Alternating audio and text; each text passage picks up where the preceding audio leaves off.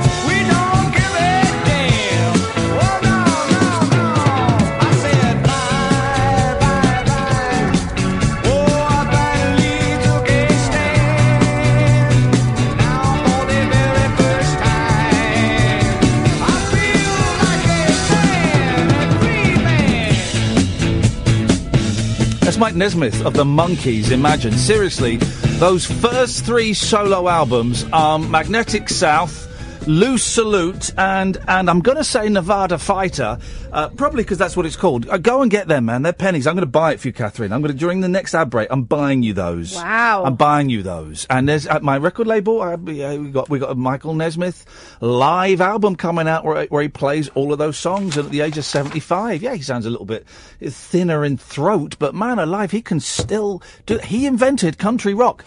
Good evening, dear listener. It was lovely to have James Whale back, but it's time for a proper show now. I'm Iain Lee. Catherine Boyle is there. Hello. There we go. The way this works, you've got to talk into the microphone. I am. No, you're not. No, now you are. Kiss it. Oh, I nearly. Oh, do you know what happened just then? I nearly followed through. Seriously, honestly, I'm right. I believe that the Latin term for where I am is touching cloth, and I had to pull off. I had to pull off the motorway because I thought I'd followed through. Seriously, I have not been very well today. Why is this the first I hear of this? Why didn't you tell me off air? We could maybe handle it subtly. But then, I was trying to handle something subtly then, and I almost let rip. Here's what's happened, guys. So I've been losing weight, and I've been really, really well. And then this weekend, I've just been off the wagon, and I've been in the chip shop basically all weekend. Chips, chocolates. I've eaten terribly, right? That's okay. That's fair enough. I'm very, very stressed. I didn't buy cocaine. Or drink a bottle of beer, so that's something. So yeah, okay, fine. I've not eaten healthy. That's okay. I can live with that. And you can't live with it for too long. Obviously, you'll have a coronary and die. But okay, I've had a weekend off and today's off, so we'll start again tomorrow. But last night, couldn't sleep. 1:30 was awake, 2:30 was awake. Why not just say what time you think you fell asleep? About 3 o'clock. And I was forced to listen to BBC London. Man, that was dull. Someone phoned up BBC London. Here's the thing, right? The most boring caller in all of phone-in radio history, right? If you ever hear these words, Nigel from Temple Fortune. Oh man, wow, that guy. Then just find the razor blades and slit your wrists or slit your ears off. Now, I know it's probably not the done thing to slag off callers on other radio stations, but so he phones up, right? Is he the one that does monologues? No, he's not. Guy? Oh, I don't know who that is, but yeah. So he phoned up and said, well, the thing about the royal wedding is that it's really put Windsor on the map. They'll be getting tourists there for years to come. I'm thinking, mate, I don't really live in Windsor now, but I've lived in Windsor, right? Windsor has always been on the map.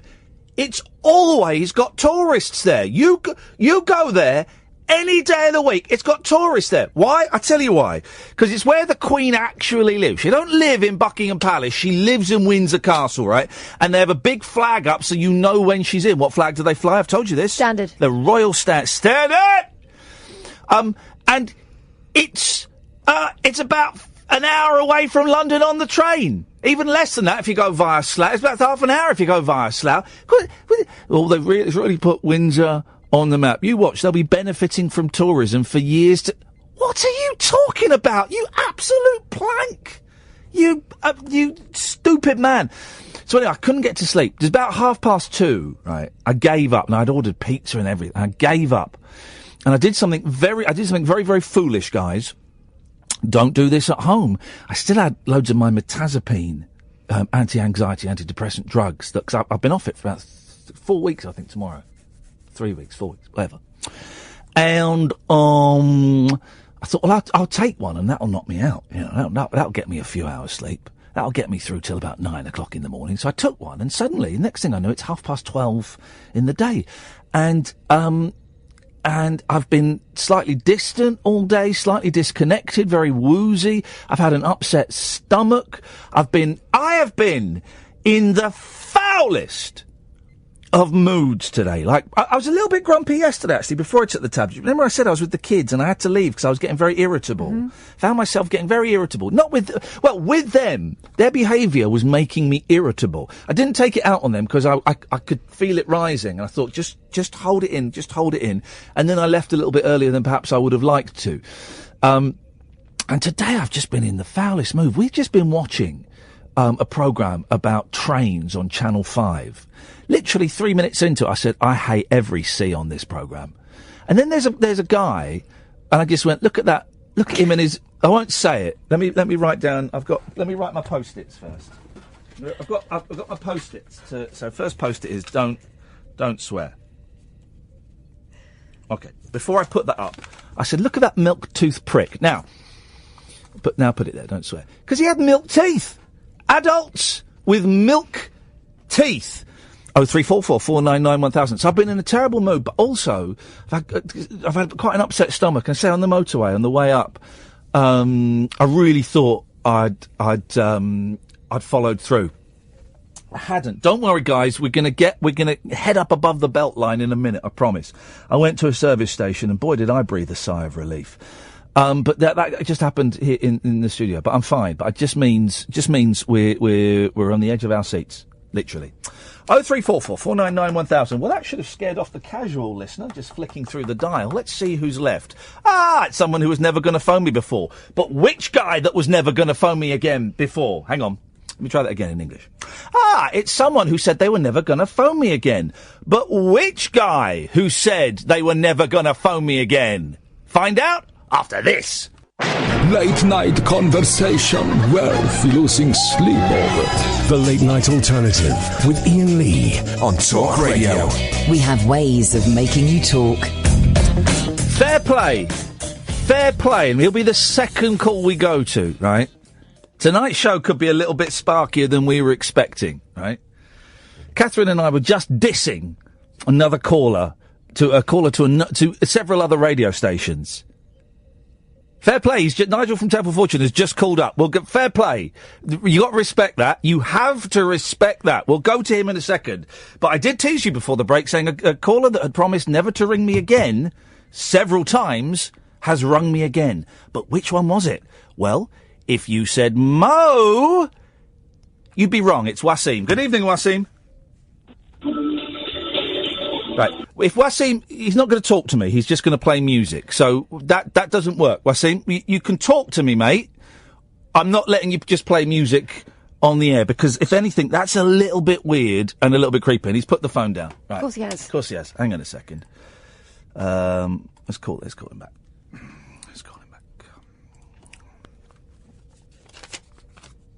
I mean, apart from anything else, you can't ever hear what he's playing. No, you can't hear it. Yeah, we're not letting you do that, I'm afraid. We took you off air so you couldn't be heard. So what can we do for you, Waseem? Waseem? Yeah, sorry. Yeah, you said you were never going to phone me again, so what's going on, brother? Ian, you called me a prick last week. Yeah, you are. What you just did in that phone call was a prickish thing. No, it's funny, actually. No, well, we didn't hear it. First of all, we can never hear the music you play. Secondly, we didn't let it go to air. So it was just a weird, slightly stalkerish thing to do. It was worth a try, wasn't it? No, not really, Waseem. I thought it was funny, to be fair. You haven't got a sense of humour. And you have, haven't you? Yes, I have. Yeah. And an idiot who phones up and plays music down the phone that can't be heard isn't funny. That much I know. That much I know. That isn't funny.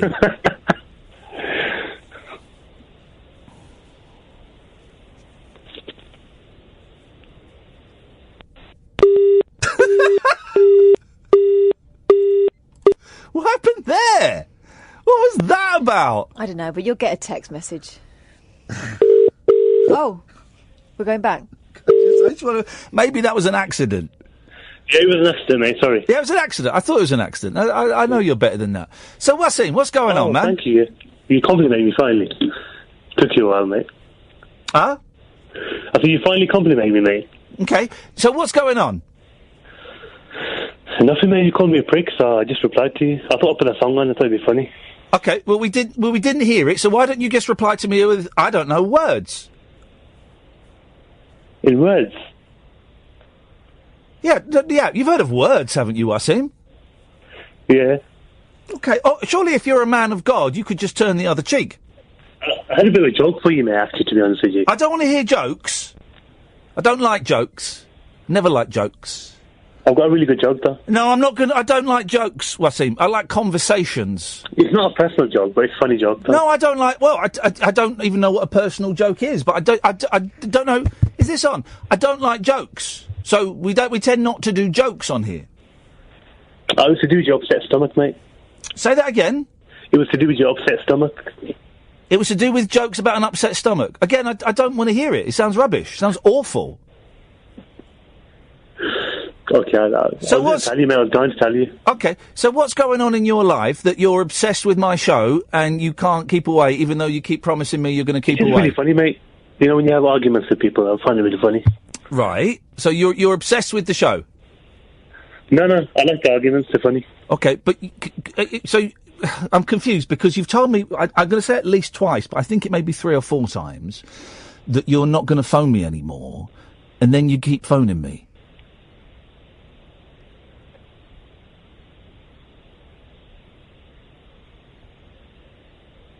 Does that not seem weird to you? Waseem? Oh, it happened again. Oh, man, Waseem's a knob. Straight at the top of the show, we were being rude about a caller to another radio station, Nigel from Temple Fortune. Fair play. Nigel's called in. Well done, Nigel. Well played. I can't argue with that.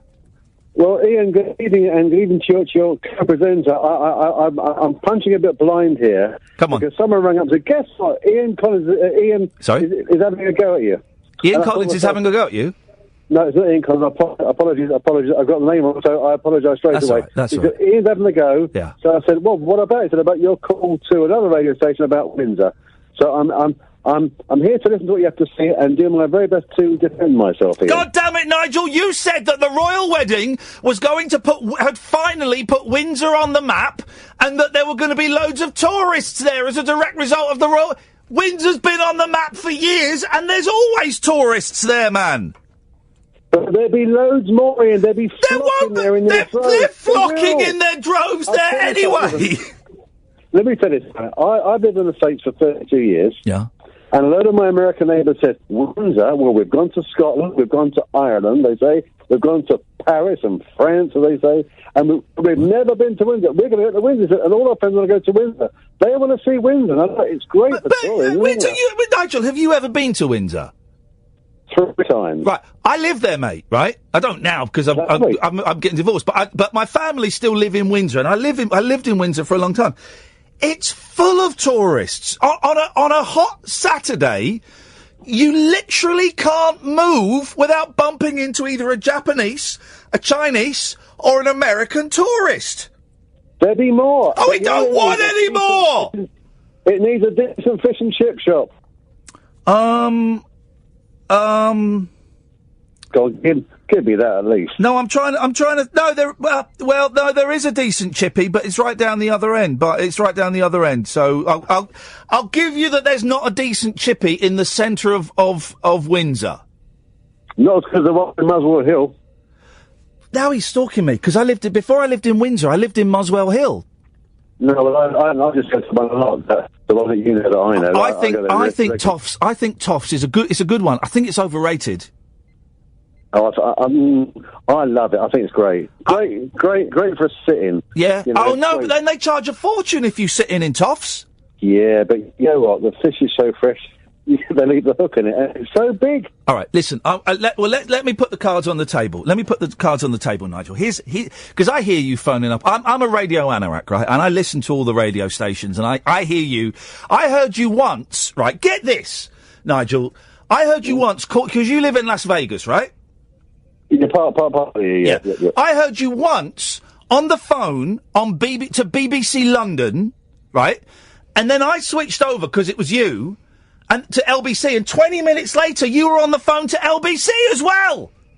Give it up, man. And please stop phoning them when you're driving around, because we can't hear you. Dr. Adebayo is too polite to say it. I can't hear you. Turn the volume up, Ian. Turn it up. Nigel, you're a good sport, mate. Thanks for calling. Thanks, man. That's out. There we go. You can't argue with that. Fair play. You can't argue with that. He was being slagged off. He called up. You totally chickened out. Squeeze me? You totally chickened out. Baking powder? You were. Oh, Nigel, it's so nice to hear from you. Ooh. Oh, I'm sorry, Catherine. Let me just count how many words you said in that conversation. Hang on. I was just hang on, let me go do the maths. Count how many words you said in that conversation. No, that can't be right. I've worked it out wrong. Let me go through the calculations again. Hang on. Not. Hang on. No, they're both, whichever way I work it out, it says you said 0 words in that conversation. Do you know why? Because you are... I hope to marry Nigel! I was just waiting for you to man up and tell him exactly what you thought, but instead you crawled up his jacksie. I told him... yeah, all right, I agree with you on the chippy thing, Nigel. Let's be best friends. No, jeez, what is your... What happened to... Oh, he's so boring! He's so boring! Right, first of all, I don't sound like Zippy. Oh, he's so boring! I'm from Manchester, and I think he's boring as well, but when he comes on the phone, I won't bloody say nothing to him, because I'm a bloody chicken. That's what I am. I'm a chicken. Oh, man, I go to foot of our stairs, because I'm a chicken. Why, Nigel, I'm a chicken, man. I've never said I'll go to the foot of our stairs, apart from just then, and I've only ever heard it from you. What is that? Yeah, well, what is Cockney Zippy doing? It's not, I'm not. I'm not. Wait, man, I'm not either, man. We are talking about There's not proper chippies down Southman because they didn't do bum gravy on it. They didn't do bum gravy on chips. Oh, you had to mention the bum gravy. They didn't do bum gravy on chips. What do you want, Waseem? Gone. He rang in and he put the phone down. Ian's loving the show. Sorry, but this stuff on Now is terrible radio. If you're going to go down the weirdo route, then get some good ones. The presenter is a bit hyper. I'm not hyper. This is not hyper. Jesus, Ian Powell. Hyper? I'm going to find out where you live, and I'll show you hyper. Also, when we need tips on radio... When I need tips on being a sexual deviant, I will film videos of me dropping my trousers online. What kind of sexual pervert films shots of them with standing there wearing trousers, then letting their trousers fall down to their ankles? Not once, not twice, but 4 times! What kind of sex criminal I don't want my kids seeing that dirty pervert! Also, where's the proof they were ever his trousers to start with? Exactly. Just buy massive trousers. Let's go to Philip in South Norwood. Good evening, Philip. G'day, this is Wally Dingo with your Aussie Rules Roundup. In weekend action, it was the Crows over the Bulldogs, the Eagles over Richmond, Essendon over Geelong, Sydney over the Dockers, Collingwood over St Kilda, Melbourne over Carlton, and North Melbourne over the Giants. I'll see you next week. Until then, don't get lost in the pinnacles. Was he doing a voice? Oh, man. I don't know what's going on tonight. Let's try Caddick. Good evening, Alan. Hi, boss. Hey, it's the first sensible caller we've had all night, and it's Alan. Did you have a good weekend, boss, with this Royal Wedding and the FA Cup final? Do you know what? Do you want to know how much of the Royal Wedding I saw? Yeah.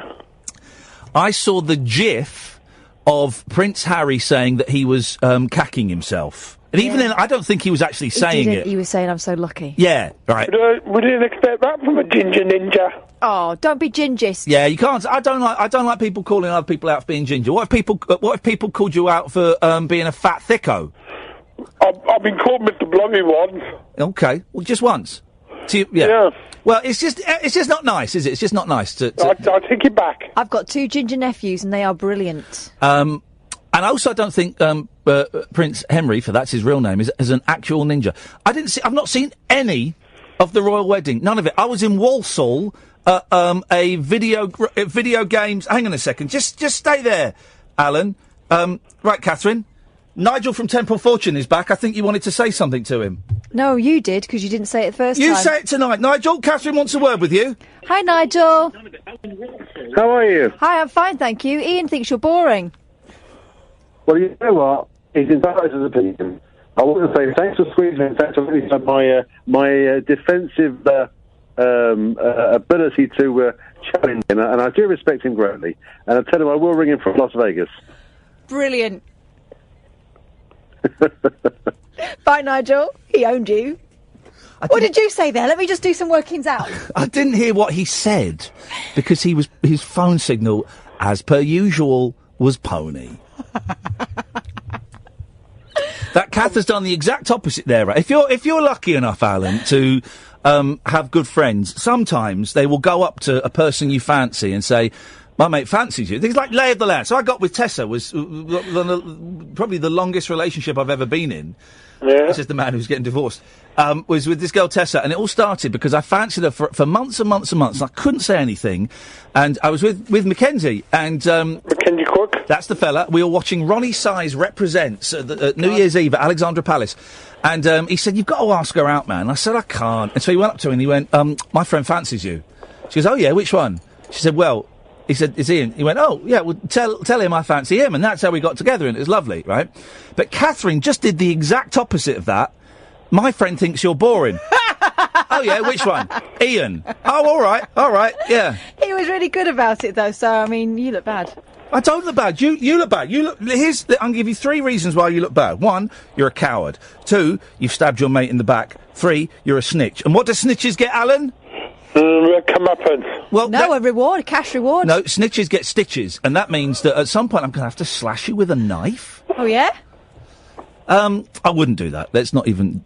So I didn't see any of the royal wedding. Now we're in a little bit of a bind here, Alan, because I normally go through the papers to find stories, right? A million stories. The Daily Mail. Let's count the royal wedding coverage in the Daily Mail. Let's see how far the editor of the Daily Mail has got his tongue up the Queen's bum. Page one. Page 1. Obviously, the front page. Page 2 and 3. Yeah. Page 4 and 5. Yeah. Page 6 and 7. How cheeky Charlotte stole the show from Shy George. Giving coverage to William's kids there. Page 8 and 9. Bawdy jokes, a ginger cocktail, a frenzied first dance, and slippers for guests with sore feet. Talking about the reception. Page 10 and 11. Yeah. Page 12 and 13. So dominating the front of the paper.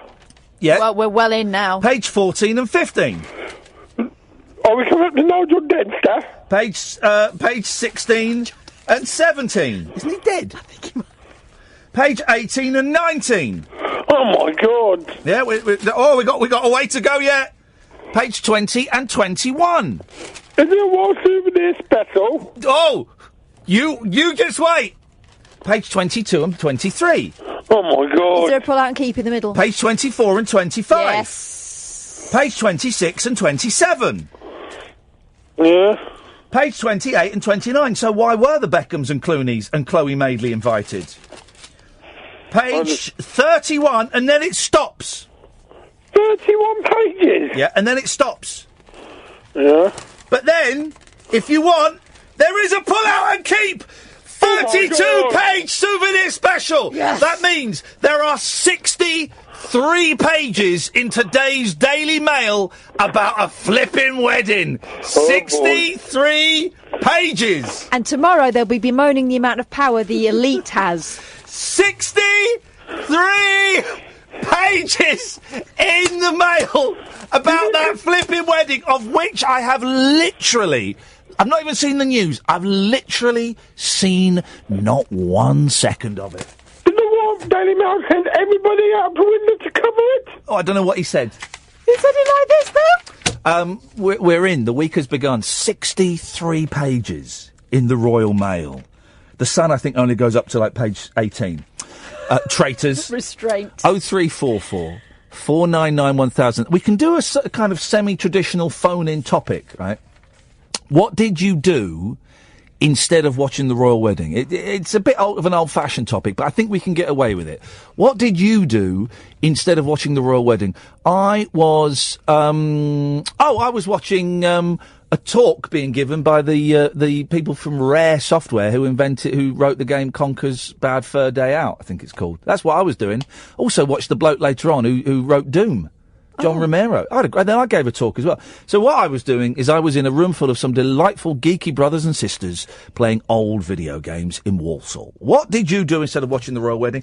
And you can call in about absolutely anything you want. 0344 499 1000. This is the Late Night Alternative on Talk Radio. The Late Night Alternative with Iain Lee on Talk Radio. We'll get you talking. 0344 499 1000 is the telephone number if you want to give us a call.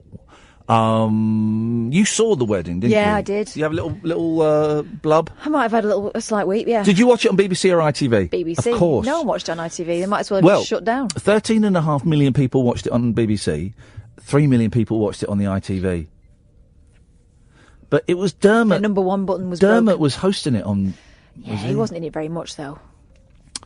I just... Kirsty Young and Dermot. Oh, God.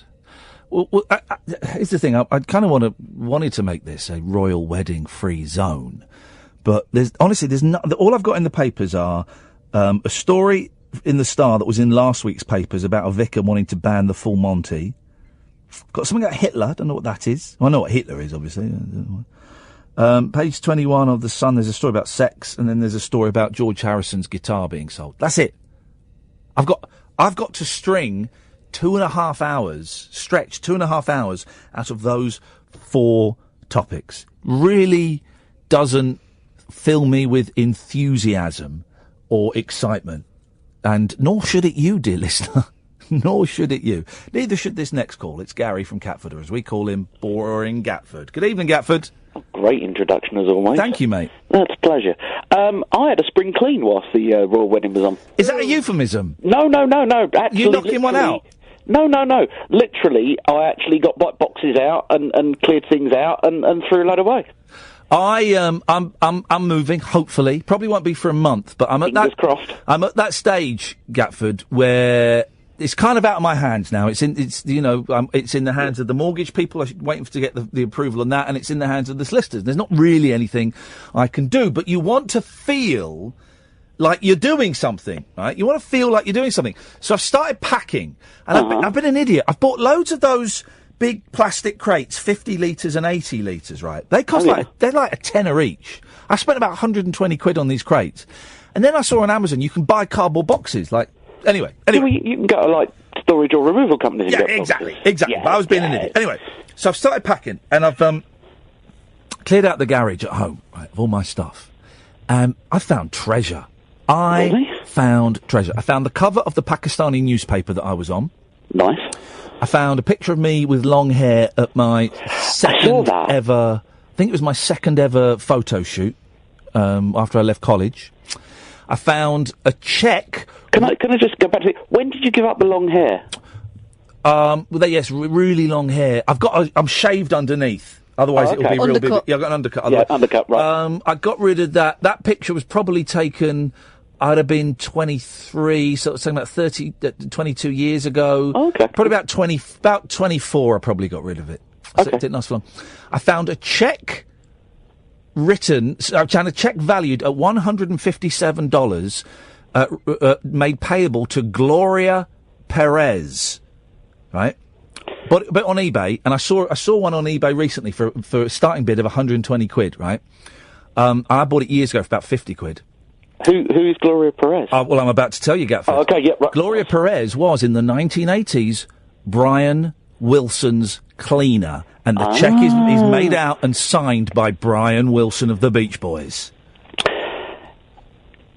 Right. It's interesting to you. Yes. I appreciate it. Oh, yeah, and to most people, actually. Well, yes, yeah. Back to your cleaning. I tell you what I found. Right? And for the first time ever, I feel confident I'm going to publish these. Right? Oh. Right? Poems?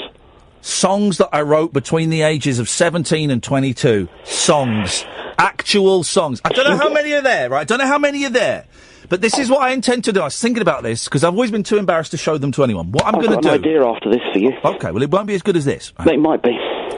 I'm going to scan them, because I've got no tunes or chords or anything. I'm going to publish them online, and then I'm going to let people write songs around them. I was going to say, let the listeners write the songs. Well, I said it first, mate, so you weren't. You said anybody. I was specific. Well, I'm opening it to anyone. And I'm going to release an album. I'm not going to sing on it. They can sing on it. They can do whatever they want. Dance songs, hip-hop, pop, whatever. They are going to put my words to their tunes. Have a go? Right? Kath can have a go. I might do. Yeah. What style do you fancy, Kath? Usually it's early 80s white rap. I tell you what the lyrics are. They're generally very fey, pining, butthurt songs. That's what they are. I tell you what. Wow. I'm not going back to the house. Is Lucy Speed all I need in there? It might be. I only found one. And I think I only found one. There's one on each side of this bit of A4. I think the folder is there. They're not all in there. A lot of them got trashed, but I think the folder is in there that's got some songs in it. So I will have a look. And I tell you what, if I'm going over to the house on Thursday, right? If I'm feeling cocky on Thursday, I'll bring one in and read it. I will. And if I can read on air one of the songs I wrote between the ages of 16 and 22, then that means I am completely and utterly fearless. I am fearless. If I can do that, that means I've got no taboos. Or desperate for topics. Oh God, I've not been in the newspaper since that thing about me getting touched up by a scoutmaster. So yeah, I need some coverage, guys. I need some coverage. I would have thought the Daily Star will be in contact. Desperate desperate, lonely Ian cries out for attention by releasing songs of youth. Tragic sex-abused comedian. Yeah. There'll be that kind of vibe. Well, so you just called in to tell me you did some spring cleaning. Well, boring! I decided to clear up my wardrobe this weekend. I managed to throw away... That's boring as well. Go to the ads. The Late Night Alternative with Iain Lee. On air and off the leash. On Talk Radio. Waseem's emailed. This guy's nuts. Right, this guy is nuts. Ian, I actually wanted to talk about that mental health documentary that you starred in. Well, you had the opportunity, mate. You had 3 phone calls. There were long, awkward silences, and at no point did you. Man, you just... Dear God, you are the weirdest of all callers I've ever spoken to. I mean that, really sincerely. You cleaned out your wardrobe. Well, that was the idea. I went up there. Yep. It was hot, though, wasn't it? Yeah. I went up there, and I pulled everything out, and I looked through it all, and I got rid of 4 things. Well done. It's not really going to make any difference whatsoever. It's tough, isn't it? I was trying to clear out stuff, and by clear out I mean put in the bin when I was packing away. But I want it all. I had a clear out in the flat a while ago, but I filled 3 massive 80-litre boxes, and I've still got shed loads more. This is in this crappy little bed set I've been in for 2 years. And the garage, I found treasures in the garage though. I can't wait. I found some lovely pictures of my old man in the army. Great picture of him. I'll bring it in.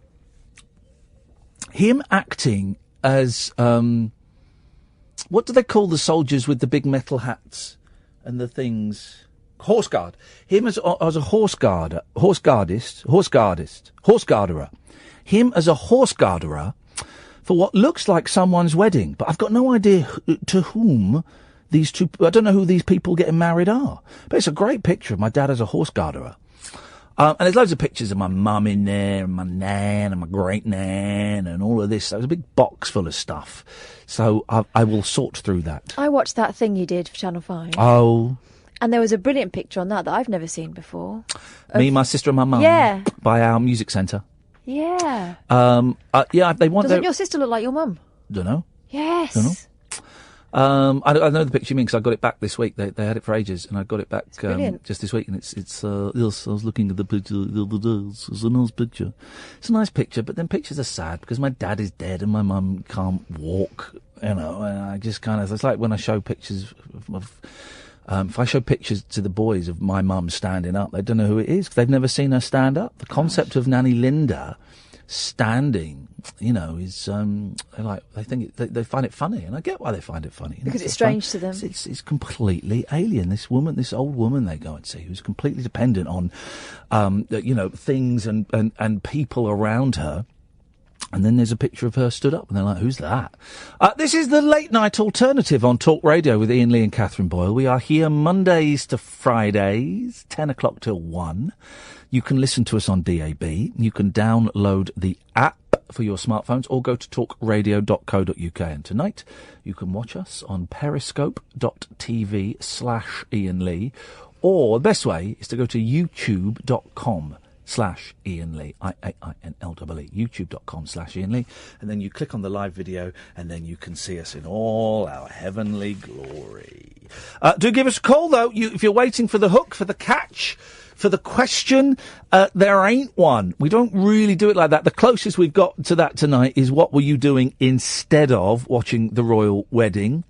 But you can call in literally about anything you want. 0344 499 1000. James is on the phone tonight. It could probably cost you pennies. If anything, he'll take your name and number and give you a call straight back. 0344 499 1000. I don't want to bang on about the royal wedding, but the one fact that stuck with me is that her dress cost between 200 and 400,000. They're saying it's more than the other Princess Catherine of Cambridgeshire. Her dress was 250,000, and they think this was like about 300,000 for a dress, man. Oh, it's crazy. For a dress that's going to be worn once. That's a house. Some parts of the country, that's a couple of houses and a little bedsit as well. That is insane. Insane. And I noticed, I heard today that she's now on the Royal Family website, and it talks about how she helps out homeless shelters, soup kitchens and stuff like that. And I'm thinking, yeah, that doesn't tally with what happened to the homeless people in Windsor last week. I'm sure it wasn't her call to do that. I'm sure it wasn't her call.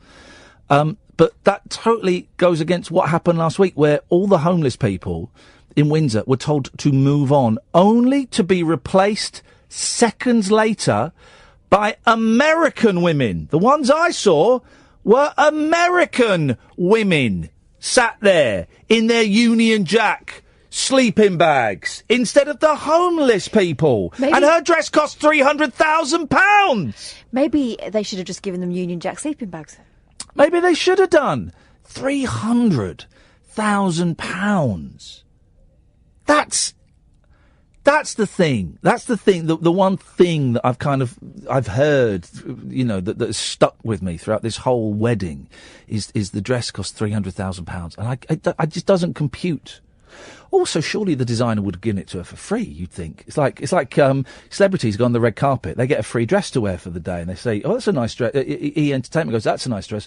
Oh yeah, it's a Spandler.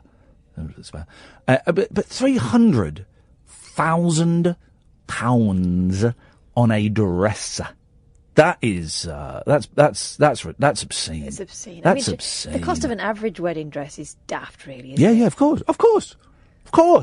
But £300,000 when homeless people were kicked out of the doorway of what used to be Oddbins and WH Smith's.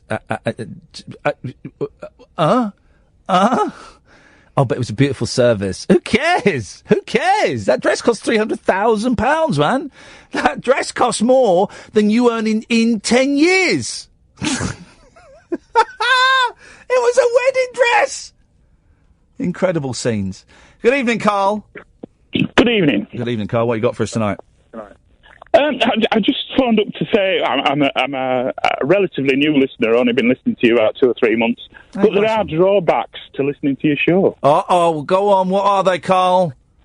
Well, one is that I have to invest in DAB radios. Yes. Yep. That's the downside. Well, you can listen. You could download the app to your pocket telephone, which I'm speaking on now, and that's where I normally listen to you. But my wife's at home. I've got her into the show, and she wants to listen to it. So. Hello, Mrs. Carl. Julie. Hello, Julie. Hello, Carl. Hello, Julie. Oh, that's a nice couple. How long have you been together, man? 20 years. Oh, beautiful. And going well? Yeah. Recently, we've had our own business, and there's been a lot of stress and problems with that. And that went into liquidation in October. Oh, I'm sorry to hear that, but did the stress go once it had gone into liquidation? It was replaced by being unemployed. Right, and okay. There's a different stress to that. I get what you mean. But are you able to, with Julie, are you both able to share how you're feeling and comfort and console the other one? To be honest, because of our business, we made gift boxes. Yeah. We were working 7 days a week. Yeah. Probably for 5 years. Oh, mate. 10 to 12 hours a day. Yeah. We ended up employing about 8 staff. Yeah. But it's just the stress. And I'll be perfectly honest, I always, I didn't believe that there was such an illness. I was one of those people that said, you can't be depressed, you can't be ill. Yeah. Stress can't get to you that much. Pull your socks up, man up. That's it, exactly. Yeah. But, no, it was like a spiral. And I think I was ill last year, to be honest. Oh, mate, well, you sound like you're on the upward trend now, and I hope that's the case. Yeah, I'm fine. But the other downside of listening to your show is that I'm beginning to mimic you. So, if the cats, I'm feeding the cats in the morning, I'm going, oh, here we go. Stuff like that you come out with. That's so you. Hang on a minute. That's so you. What is this? Here we go. Here we go. Oh, no, actually. Oh, here we go. Here we go. Oh, I got it. All right, yeah. Do you also go, shh, shh, shh, shh, shh, shh? I start mimicking quite a bit, actually. Carl, I do hope for your sake that Julie's not going, I got a foot of our stairs, I'm mad for it. I'm mad for it, me. I'm Kathleen Boyle, I'm off my face, I'm mad for it. I hope she's not doing any of that. No, not quite. Good. No, neither am I, Good. turns out. Please, I'm talking to Carl, OK? Bit of respect. This is Gentleman's Corner here. Really? It's a new feature of the show. What are you doing in it? It's a new feature of the show called Gentleman's Corner. Right. Is that euphemism? It's just me and Carl being gentlemen, yes. Hey, nice one, Carl. Yeah, go on. I do definitely enjoy the show. It's excellent. And you do cover quite a lot of topics, but you do have some nutters on site. Tell me about it. We're going to Rainbow George next, so, yeah. Oh, right, OK. Nice one, Carl. Send my love to Bye, Julie! Bye, Julie! Bye. Nice couple, those guys. Evening, George! Evening, Ian and Catherine. Guten Abend, mein Herr. Yes. Yeah. I didn't watch the wedding either. I think we missed things, though. It's a lot of people seem to have enjoyed it. 300 grand for a dress, though, George. Yeah, ridiculous, isn't it? Think of all the leaflets and the failed political campaigns you could have done with 300 grand. Yes.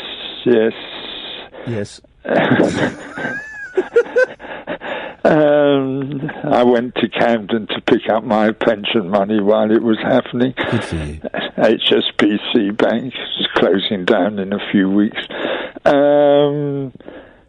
I saw the bishop on CNN this evening. He was very impressive, Michael Cowie. You've not seen or heard? I've heard about it, and Nick Abbott came up with a brilliant line. It was like James Brown walking out on stage at an Enya concert, and I thought that was a great line. It was worth it for the look, the side eye that was being given from the royal family. All of them didn't quite know what to do with themselves, and it didn't half go on. Have but I got this right? So it was a loud black American preacher. He wasn't even that loud, but he was louder than the St George's Chapel has ever seen. And everyone was like, "Oh, wow, this is okay." Right, well, this fine. is new. This is new. What's this? This is a novelty. Okay. Well, I didn't see it. I saw and heard him for the first time on CNN, and he looks a very impressive man and sounded very impressive. Bit special, Ian. Yep. And then there was a gospel choir, and that was beautiful. Yeah, and a cellist. Yeah, it was all great. And Ian and I missed it all. Never mind. I'm sure there'll be footage somewhere you can find. Just look anywhere. It's all over the place. Yeah. As if you're going to look for it, George. As if you're going to look for it. Hey, George, just to flag up, we're coming to see you this Wednesday, not the Wednesday in June. I realise that. Beautiful. I'm really looking forward to it. I think we're going to do something really special together. We certainly. Well, I hope it's not what we're expecting, but we'll bring gloves just in case. George, I've got to go. Listen, may speak to you before. We'll certainly see you on Wednesday. We're going to be recording a new podcast series with George where we're going to chat to him, me and Kath, and play some of his tapes and just see what happens, see what will evolve. George, thank you, mate. 0344 499 1000 is the telephone number. If you want to give us a call, you're very welcome to. The Late Night Alternative, only on Talk Radio. The Late Night Alternative with Iain Lee on Talk Radio. We have ways of making you talk.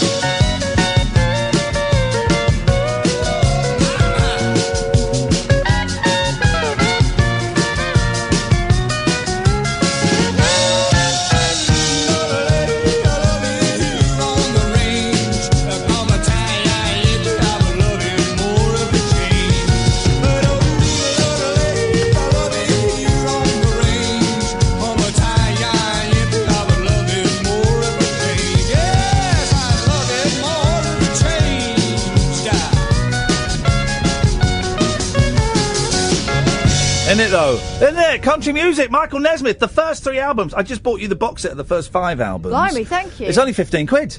16 quid. You don't need to tell me what it costs. No, I'm telling the listener, go out and buy it. The box set, the first 5 albums. The first 3 are the ones, and then the ones after it, pretty much a standard ranch stash, and which was album 4, and he had no hits. The closest he got to a hit was Joanne, which got to like number 30 in the American charts. Did 4 albums, and the record company said, Michael, RCA said, Michael, this is we're loving it. We're loving the stuff.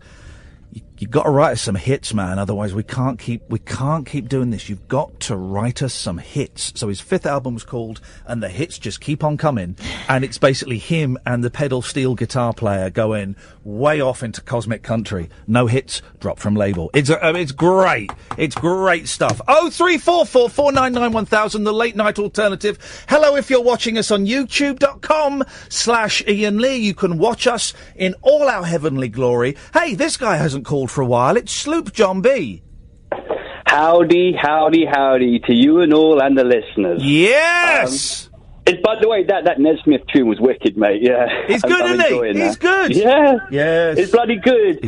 Listen, Ian, I've called up to talk about a book, if that's okay. Well, hang on a minute, Catherine. Do we do books on this show? Books sound so boring and old-fashioned. Well, let's see how you get on. Good. Is it available on Kindle? Can I get it on my iPlayer? Yeah, you certainly can. I'm in. It's by a guy called Andrew Emery, and I tweeted Kath because I can't say the proper title as it's a bit naughty. Oh, yes. But I can say the sort of sicker one. It's called "My Life as a Failed White Rapper." Okay. And, yeah, it's getting a real cult following at the moment. It's the 3rd time I've read this. Wow. And this book has just absolutely blown me away. And can you get me a free copy? Free copy. Yeah, no, he would send you one. Well, but hang on a minute. Who is he? Catherine? You need to be my filter on this. He's a Guardian journalist. He wrote an article a couple of years ago about getting motion sickness off video games called "Video Games Make Me Sick." Yes. And he's very, very funny. He's a northerner. But prior to being a journalist, he wanted to be a rapper. Yeah. And he's written this book about basically the failure of becoming a rapper. So he puts all these sort of rejection letters from record labels. He puts the lyrics, which are absolutely hilarious. They are really bad. Yeah. And at the backdrop of all this is the sort of disintegration of his parents' marriage. Hey, fun times. Well, yeah, but that's the thing. It really... I think the book just has themes that you sometimes talk about in your show. Yes. Sort of, it's okay to fail. It's okay to accept failure. And he talks about like the ZX Spectrum and his Sam Fox calendar and all this sort of stuff. And I just wanted to say to anyone out there that's listening that probably gets the sort of humour of this show, I think this book is a definite heads up. Really good. I will add it to the ever growing list of books that I've got to read. Where are we with the Robin Williams book? Is that coming? I've got a name, so I wrote to an actual Robin Williams. person. No, I've got a name of the man who's sending out the book, so I've written to him today, and he's not in the office till Wednesday. Okay. Listen, can I just say one more thing before I go? Yeah. All my friends at work, all of us, we want to do a Skype call in. Do you still take Skype calls? Not at the moment. I'll tell you why. It's a bit tricky. Not at the moment. Okay. Not at the moment, because I've got to do it on my computer. Here's the thing. Shh, come close. No one else is listening, right? Go on. The moment I start taking Skype calls, Late Night Alternative, I believe, was on it. First of all, I don't remember the login, so that will take a while to remember the login. But secondly, the moment I open Skype calls, then we get lots of 14-year-old children phoning up, Skyping up, who think it's funny to say the N-word, be anti-Semitic, and to swear and to talk about, that seems to attract a lot of 14-year-olds who think that Nazism and racism and anti-Semitism are things to aspire to, and so it's a little bit tricky. But I'll do a voice call. Why can't they do a bloody telephone call? Well, no, because I've converted them all. We all work nights. I'll convert you in a minute. We're all working, listening. Convert you to my fist. So I'll do a call for. Listen, how about this? We have a tannoy system. You can do a call over the tannoy system, but I'll have to put you on speakerphone. Right, but hang on. Well, what kind of premises is this? I'm a manager for a supermarket chain that you like. When will there be people in there at 11 o'clock at night? No, because we're closed. So I could do a speaker, a tannoy call. Yeah. To a closed shop. Within the reasons of good taste, Ian. Within the reasons. Get lost. I could do a tannoy call to a good... I used to work the tannoy at Safeways. Did you? Did you say funny things? No, say the bakery department is on sale now. Oh. I want to play. I heard this thing on Radio 4 a couple of weeks ago, and I only heard the tail end of it. Right, talked there about failure and success. Right, heard the tail end of it, and I keep meaning to listen back. It's only 15 minutes long. Would you indulge me for a couple of minutes while I just try and find the line that I heard? It was questioning success. Jennifer, it sounds quite dry, but honestly, I heard a line in it. I was driving and I wasn't really paying attention to the radio, and I heard this line. I thought, oh, that's a great line.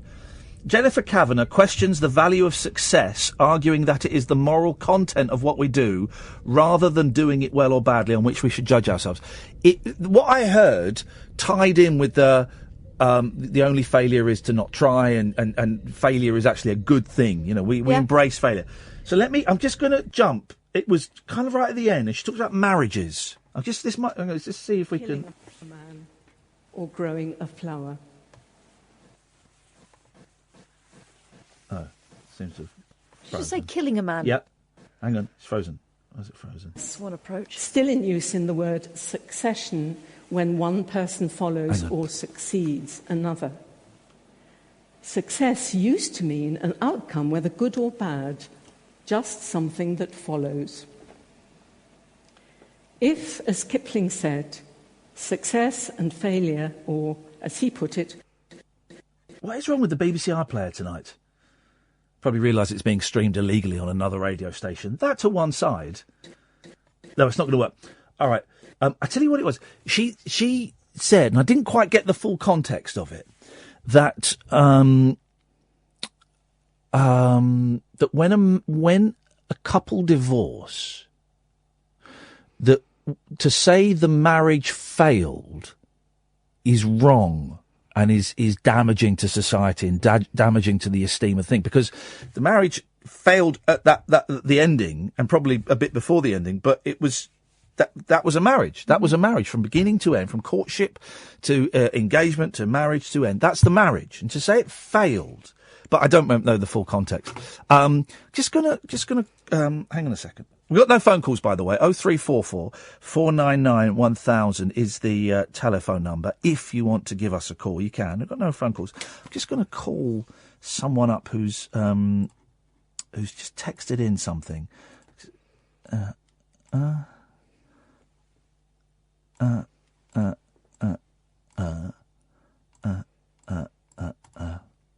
Just see if they answer.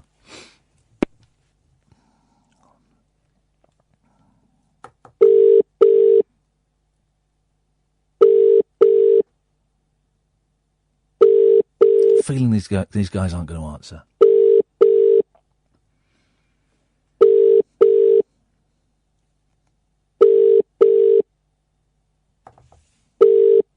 They sent me because the answer they've asked me to do something, and the answer is yes. If you're listening, guys, the answer is yes. I will do that for you. They've texted in to talk. Suck my balls, Iain Lee. Okay, yeah, I will come round there and I will suck your balls, but only if you have the phrase that pays. The number you have dialed cannot And the accept phrase this is, call. please. Please hang up and try again. The number you have dialed has bottled it. I'd have done that as well.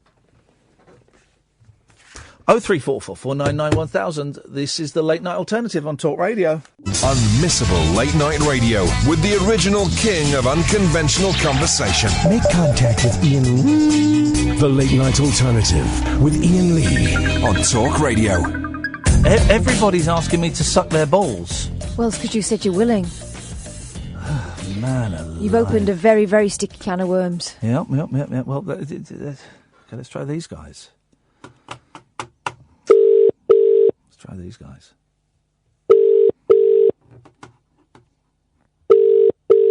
They're not going to answer either.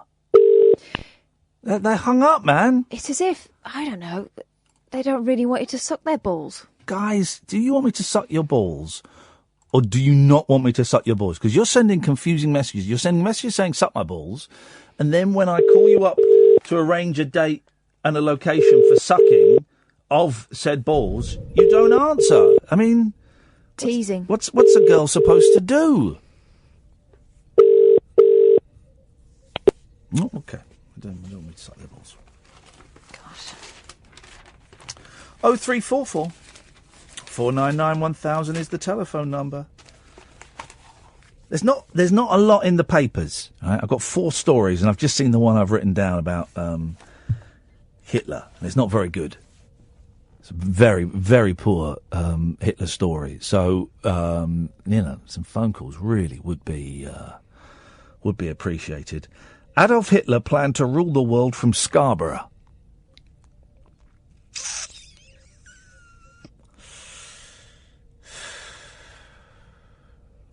The Nazi leader, that's who he was. Right, I knew I recognised the name. Hoped to turn the resort's Grand Hotel into his Third Reich HQ.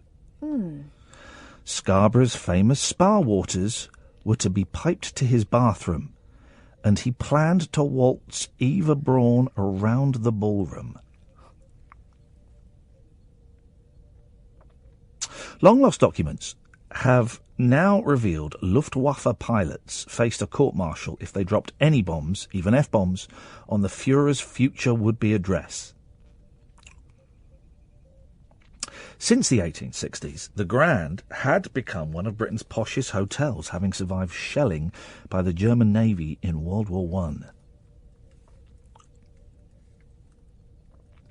In Hitler's day, what a day that was.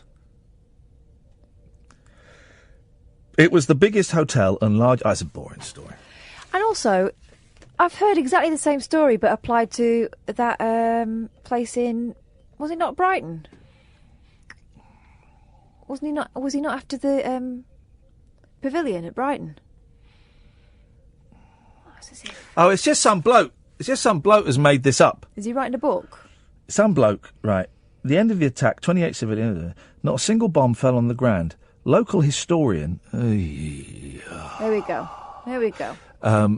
Who lives with his mum, Mike Covell, uncovered references to Hitler's plan to turn the hotel into a new Reich chancellery. As he probed its history, he said, "It seemed astonishing, but the more I looked into it, the more it made sense. Hitler's fondness for English seaside towns was well known. He also ordered the Luftwaffe to leave Blackpool alone because he planned a victory parade there. At the time, the Grand was being advertised as the largest and handsomest hotel in Europe." Oh, I like that voice. I do. It was a good one. Europe. After the war, the hotel welcomed Prime Minister Winston Churchill, Winnie, as a guest for a Conservative Party. Winnie! I've got 3, that's 25% of my stories used up, and that was the best one, guys. That was the best one, and we have another 100 minutes of broadcast to contend with. What I would say was, lacklustre story, brilliant voice. Thank you. What I did there for the first time with that voice is I had my tongue sticking out. I normally put my tongue back, but the tongue was sticking out. Let's go to Lauren. Good evening, Lauren. Hello. Hello, Lauren. Your producer's very naughty tonight, aren't they? Or whoever's answering the phones. Well, Catherine, do you want to set us straight on the producer's role? He's not the producer, I am. There we go. I apologise, but whoever's answering the phones, I told him I'll drop a minute. Yeah. Yes, apparently my balls are magnificent. What? Hang on a minute. Say that again. Did you? What? James, are you abusing your position in this? Is he trying to arrange hot hookups? Oh, beautiful. So do I get to defend myself here? No, you do Get not. off. Get out of here. Get out of here. You've done James. enough. James normally works for Talk Sport. You can tell. He's the way worked for they Talk roll. Sport, and he also runs the John Gaunt fan club. He actually does. And so his kind of sense of what is acceptable and what is unacceptable behaviour is skewed, and we need to send him on another course. You didn't give him... Oh, you've got your phone number. You didn't give him any more details of your whereabouts, did you? No, but given how I sound, I'm pretty sure I sound like a girl. Well, you can't be too sure these days, so you're just trying to fit into traditional old-fashioned gender stereotypes. I wouldn't. We've had a lot of people texting in saying they want me to suck their balls. That's all it is. That's all it is, Lauren. Okay, well, don't have balls. Would very much not like you to suck them, Okay. and I'm definitely female. Okay, that's great. Okay. Well, Lauren, you're on the radio now. This is actually being broadcast. What would you like to say? Well, I know you went to your gaming thing and you need some topics, so I was wondering, what's your favourite game music? Well, the first thing that comes to mind, of course, is Mario. Dun dun dun dun dun. Dun, dun, dun, dun. Oh, no, not another earworm from you. I've got one, Saboteur. Oh, how's it go? You've got to be Used to go. down, down, down, down, down. I She think got you went it like on that. a mountain top. I think you went like that. And Venus was the beauty and love. Did you say penis? A delicate sign of love. And penis was her name. Oh! She's got it. A massive penis. Stop. No, I don't, in any sense of the word, thank you. No, it's getting a little bit lavatorial tonight. That means you're struggling a bit. What would yours be? Ooh, I like One-Winged Angel from Final Fantasy VII. You've got to sing it. It doesn't have any words. Go do. We just sang the Mario music, you div. No, unless you want me to have an anxiety attack live on radio, nope.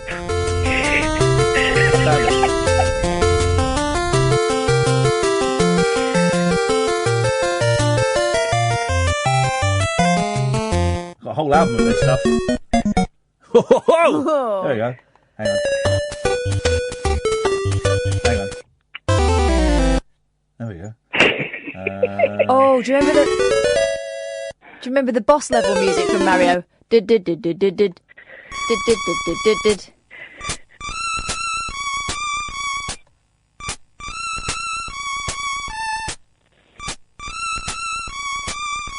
Trying to find the album this is on.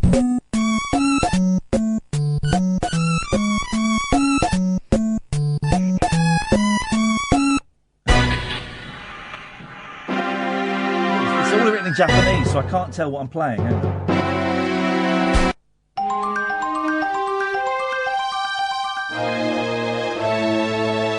Someone will know what game this is. I haven't got a clue. Hang on. Oh no! I'll tell you exactly what the best game music is. Hang on. I don't know if I've got it on here. No, hang on. I'll tell you exactly what the best game music is. The best game music in the world is coming up right now. From there we go. Here we go. If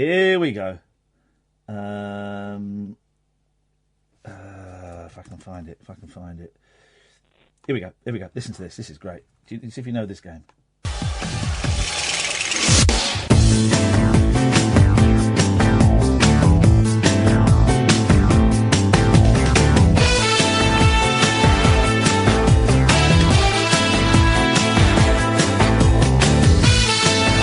You know this game, Lauren?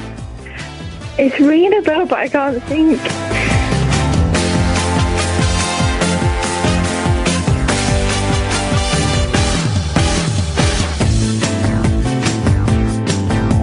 Space Channel 5. It's this weird game. I can't remember what you had to do. You played this really sexy woman called Ooh La La. Ooh La La. I don't like playing sexy women. No, she's... It's your thing, not mine. Well, no, but it's a family game. You play Ooh La La, and you're in space, and you're a news reporter, and you have to... I don't remember what you have to do in it, but it's just all music like this throughout the whole game. It's all that. That's what it is. It's pretty groovy. Well, thanks for that, Lauren. Well, have a good evening. Thank you. That took us down a cul-de-sac. It did. That took us down a cul-de-sac. And what are we going to do for the last hour and a half? The Vibers disappeared from here. There wasn't much of a vibe to start with. What are we going to do? What are we going to do? We need something to do for the next hour and a half of this. And I don't know what it's going to be. Well, I was thinking the other day, we haven't looked at that Soundgarden thing for a while. What Soundgarden thing? You know, when you can listen to any radio station ever. We made some mates last time. Yeah, we could have a little listen to that. It's, what's the thing? Radio Garden. Radio.garden, that's what it is. Yeah, all right. So this is, we'll have a little play around for a bit. I'm not feeling the vibe tonight. We may just write tonight, show off. So this is a website where you get to go all the way around the world, and you can pick radio stations from anywhere in the world. Should we have a little play around for a few minutes and see if that prompts?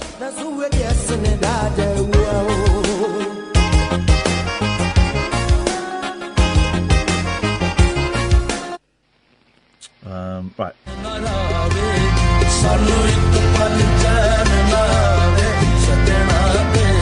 That's Sunrise. Wherever it goes, I always know that you make me smile. Please stay for a while. Hang on, Virgin Radio's on this, but Talk Radio isn't on it. What the hell? That's a little bit. That's a little bit rubbish, isn't it? Virgin's on there, but not Talk Radio. All right, let's spin round. You spin around the world. How do I do it? One finger or two?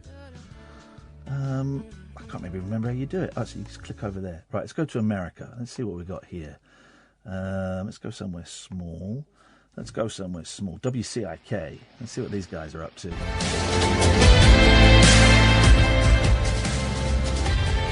No, they're playing rock. That's somewhere small, but not too small.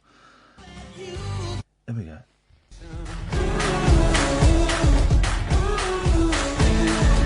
Everybody knows heartbreak, isolation. Do you know this song sounds familiar, but I don't know. It sounds like a lot of other songs.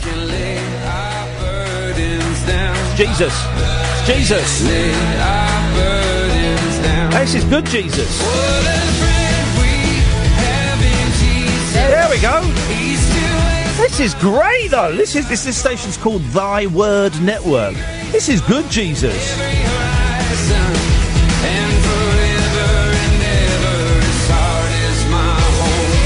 Let's try the Edge Radio, WSW1. Is it all U2 all day? Yeah, it seems to be, doesn't it? This may be...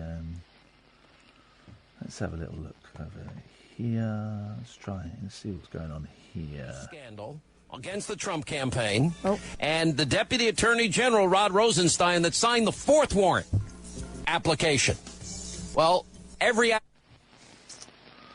on their own. Every last one of them has a coach of some sort. They've got a support system built in. That's one of those things we try to be here. We try to be that coach for you. We try to be that support system.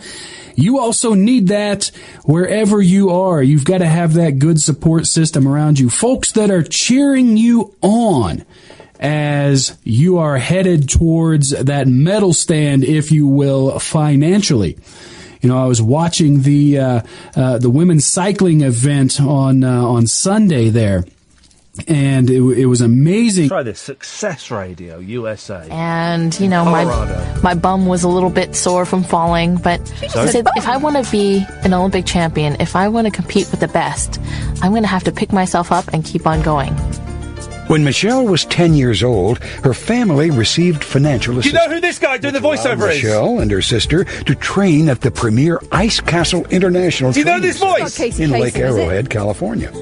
While Michelle's skills improved, she also experienced failure. I was 11 years old. Do you not know who that voice was? Tell me. Oh, mate! I'm going to find it. Hang on a minute. Wow! I've got to try and find it. Don't look. Oh, hang on. Yes, Here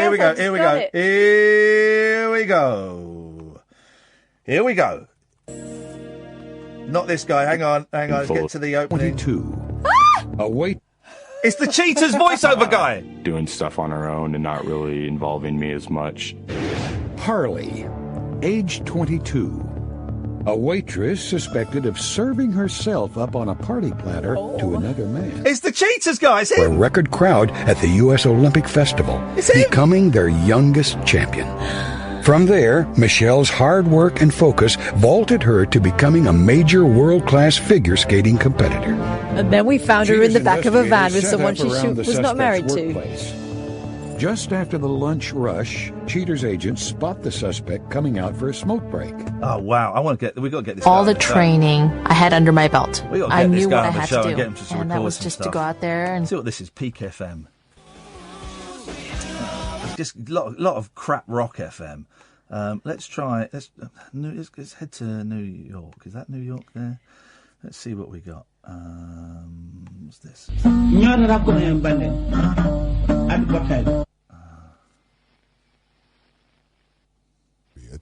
On his instrument, you'd have 3 saxophones, soprano. I wrote to all of these radio stations trying to get us a gig. Not one of them even wrote back. Too busy being boring, by the sounds of it. Here we go.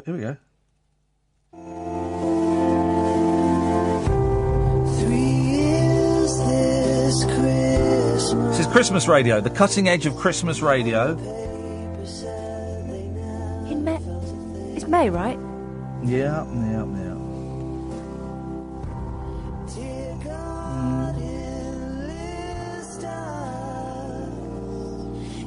Parole Deliverance, what's this?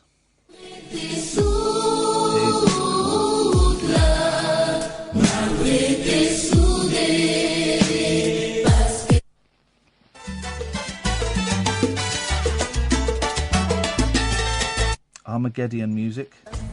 No, it's not going on. Let's go to Simon. Good evening, Simon. Good evening. How are you both? I'm all right, thank you, Simon. As always, it's a terrible, terrible line with you. Oh, hang on. I'll pull over. That might be better. Okay, thanks very much. Come back to you in a minute. Hello, Andre. Hi, right? Yeah?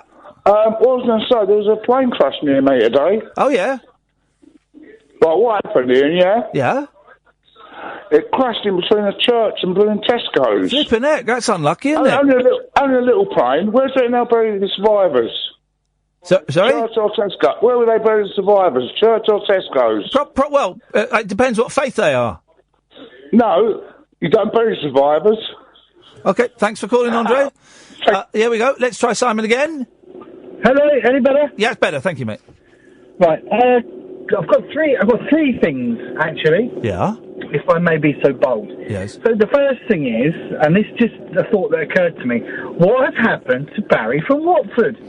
I suspect that Operation U-Tree has finally caught up with him. Well, he hasn't phoned in for months, has he? No, I guess not. I don't know. It wasn't my turn to keep an eye on him. No. Alex, if you're listening, sort it out, mate, because... Who? Sorry, it's his name of his son, isn't it? No, his son's, David, yes. Oh, yeah, because the last I heard, he was going to phone you up, wasn't he? But he didn't. I don't know. That was the first thing. Yes. Second thing, on Friday, you were on about confusion with Walsall and Warsaw. Yes, for years. I only recently found out that Walsall is pronounced Walsall. It's not Warsaw. Well, yes, and the thing is, I've had the same thing, and I couldn't work out why for years the city that's next to mine wasn't covered in people that had been preserved in lava. Right. Because everybody calls Portsmouth Pompey. And I didn't understand why, and I thought it was some kind of medieval volcano had erupted or something. Yeah. I don't know. Those people are actually preserved, aren't they? In the shapes that they made. That's crazy, fantastic. Man. That's crazy. Why weren't they disintegrated? I think because it got them quick, didn't it? So yeah, you're right. If it gets them quick, it's like deep fried ice cream. So they're soft in the middle. Yeah. Wow. Let's cut those guys open. I would have thought so. Imagine if you open up and they're still alive. Imagine they're still maybe alive. not now. Maybe not now. Well, yeah. Okay. And the third thing was right. Now, I had an argument with a mate of mine earlier on, so I thought, well, you're going to know the answer to this if anybody does. Yes. Right. So, on mobile phone apps, on the App Store, right, you can get you can get scanners from America of their police, fire department, whatever. Yeah. I say that they're not real and live, and my mate says that they are. I think they're on a pre-record loop. Right. But are they live? And the second part to that question is, when you look at webcam apps, I say that they're not live. They're on a loop, but are they live? Right. Okay. Let's do one thing at a time. Right. police radio and the ambulance radio and all of the radio. Well, I don't know about these specific apps, but yeah, you can listen to the police radio live. Yeah, but you can't listen legally in this country, can you? To this country? Well, you can't listen legally, but there are ways to do it. Yeah, I know you can buy scanners, but I mean, you're talking about like hardware, purchasing hardware. I had a scanner until they changed the way mobile phones worked. I had a scanner. Daisy Donovan told me about this, and I bought one for £100. Well, you could listen to people's phone calls. You could just scan. You could hear people's phone calls, but and only about 6 months of it. I only listened a couple of times. And then they changed the way that mobile phones work. So that must be when it went over from analog, is it? Yeah, I don't. Yeah, sure. Why not? But yeah. Well, I'm trying to on this app we just used to surf the radio. You can listen to police radio on there, but I'm struggling to find any at the moment. No, there are some apps on the Play stores, but I just got a feeling that they're not live and they're just a gimmick. But you seem to think that they are. Yeah, they're live. Okay, and what about the webcams then? They're live? Well, why would they have... What's the point of a pre-recorded webcam? Well, I don't know. I just... If he's on a loop, then you can advertise an app as saying, look at this webcam. But why not? But it would be easier just to have live to connect to live webcams. Well, I suppose so. It's like I've not watched it for a while, but I will do tomorrow. The Abbey Road webcam is beautiful to watch. Oh, is there one on the crossing, is there? There's one on the crossing, yeah. Let's go to the Abbey Road webcam now and see exactly see how many webcam Abbey Road Studios. Let's have a little look. Welcome to Abbey Road Studios. Walk the famous crossing. Abbey Road webcam. Let's go live. Oh, there's pre-record. You can see pre-recorded stuff on the webcam, or you can see live stuff. And right now at 11:40, there's nothing happening. There's no Beatles crossing then. There's no Beatles crossing. But look, 12 o'clock, midday. Look, there's loads of people just waiting to cross the road. If you've ever driven up there, the drivers... I love it if I get stuck because people are doing the Beatles. I'll wait there all day if I have to. But the drivers get so pissed off. I can imagine. All right, Simon, thank you very much for this. One other thing. Yep. I don't want you to suck my balls. OK, well, that's disappointing for both of us. 03444991000, this is Talk Radio. The wild man of late night radio. The Late Night Alternative with Iain Lee on Talk Radio. We have ways of making you talk.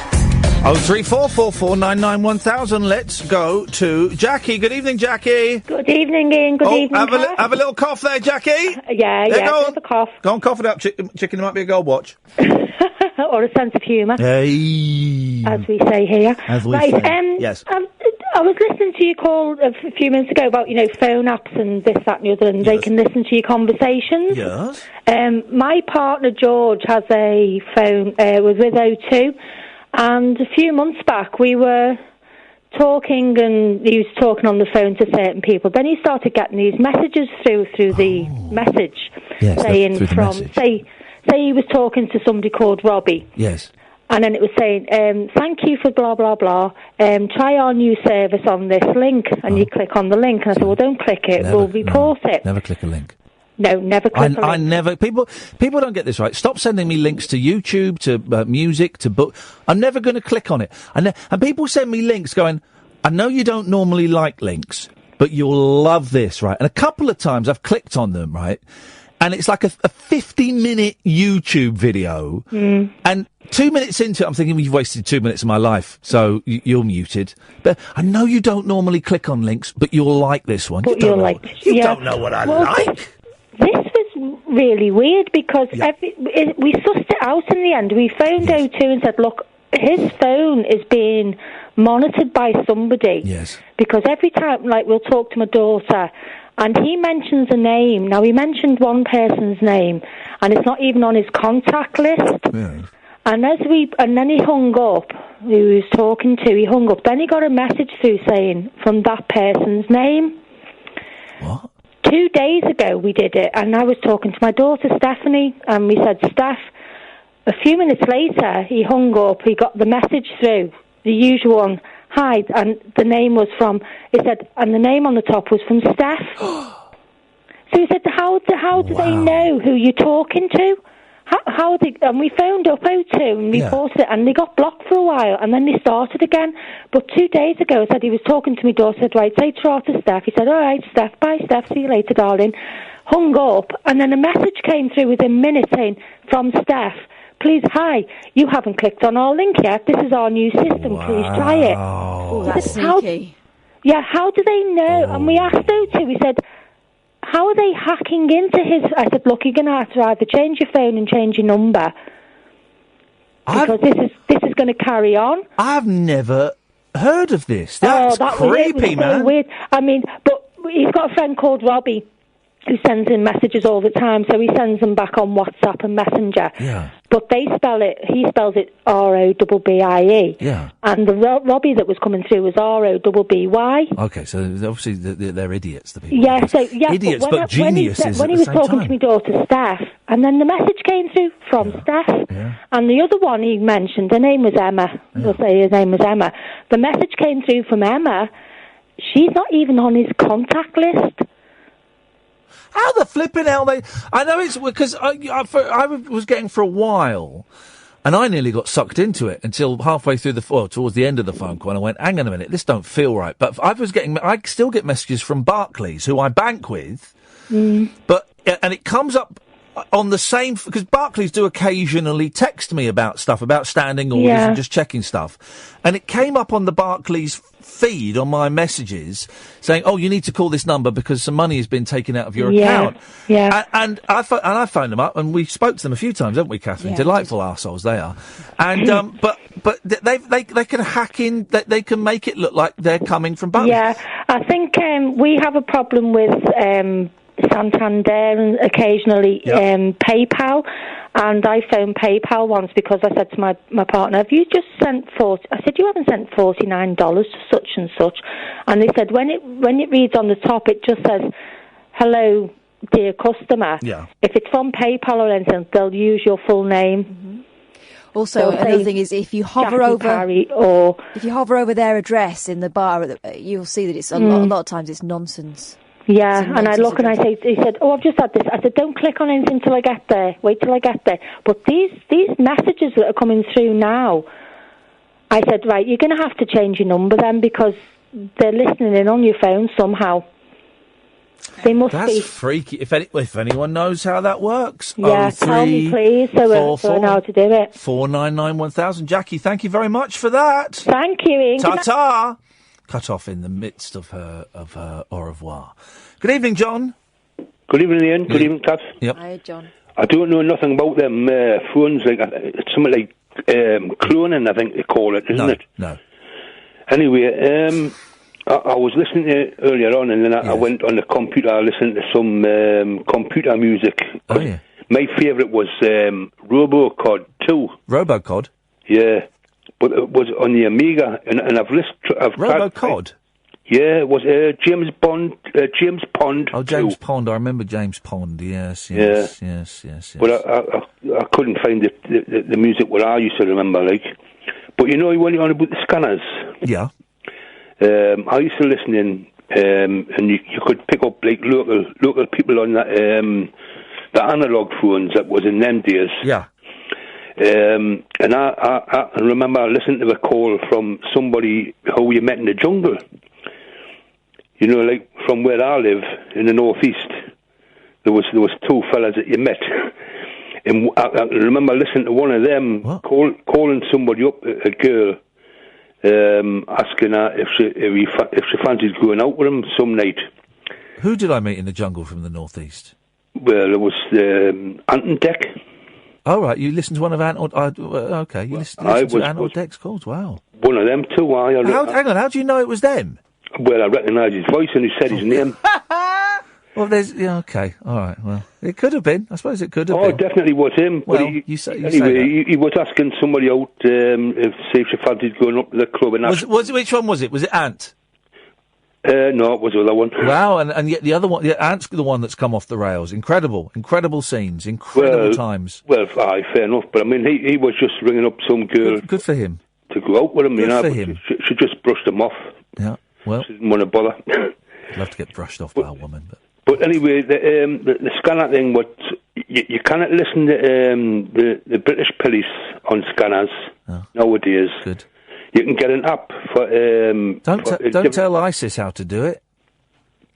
Well, no, I'm on about America, you know. You can... But here's the thing. I've listened to the police. Mm-hmm. For the most part, it's boring. For the most part, it's really, really boring. Well, how long ago did you listen to them? I've listened to the police maybe about 6 months ago for a little bit. Right, well... The American police. Oh, the American police, well, like, I downloaded that on my phone and I was listening to it in Chicago. And it's 24/7 there, like, you know, there's something going on all the time. Well, Chicago, there's like I think I've got these stats right, there's a murder every second. Something like that. There's certainly a number of murders over a specific period of time. I'm going to say it's one a second until I'm proven otherwise. Well, I'm not going to dispute that. No, you know? You shouldn't. You'd be foolish if you did.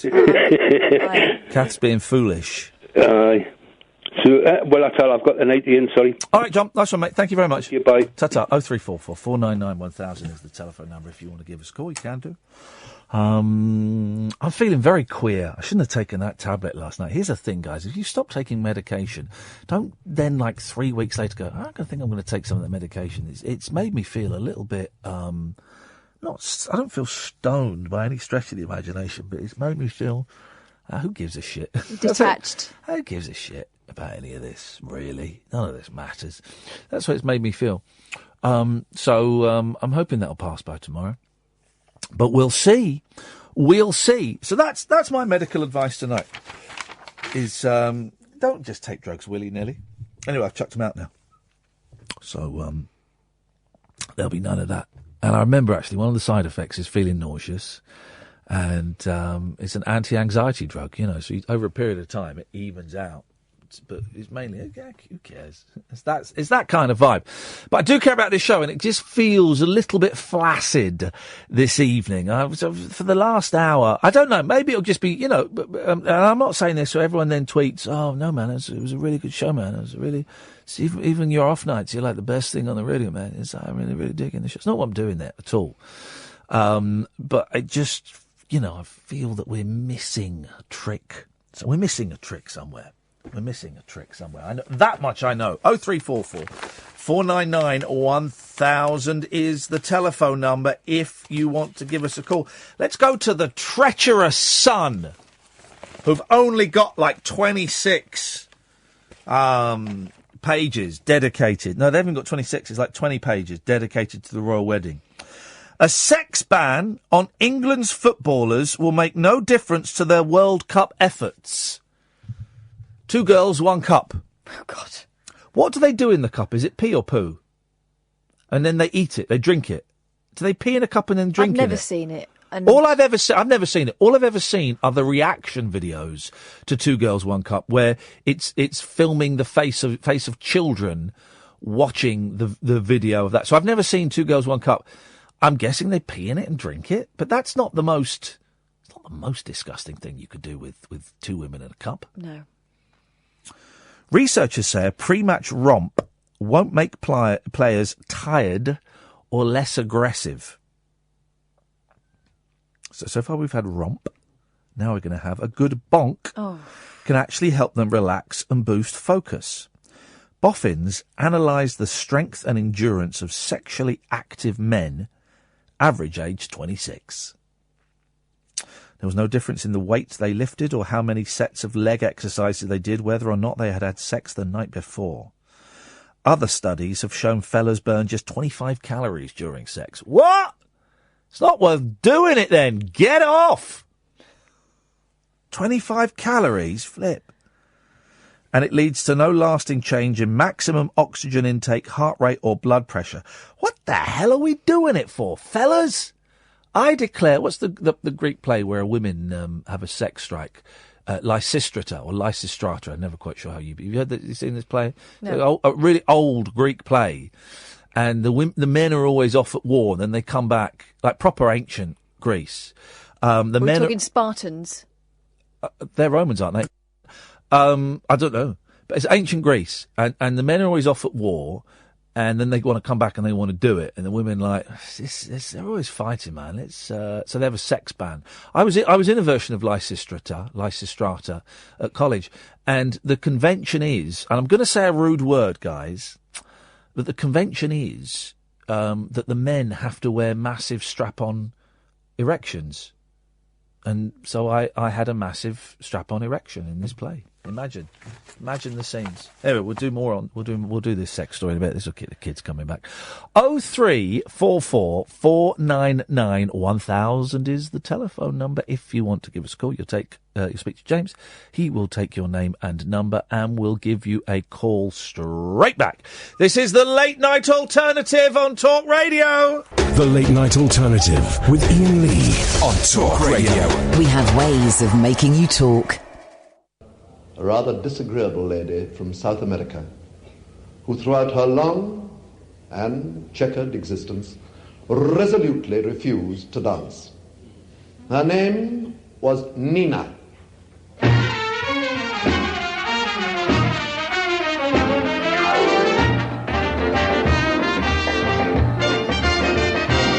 Senorita Nina from Argentina knew all the answers, although her relatives and friends were perfect dancers. She swore she'd never dance a step until she died. She said they've seen too many movies, and all they prove is too idiotic. They all insist that South America's exotic, whereas it couldn't be more boring if it tried.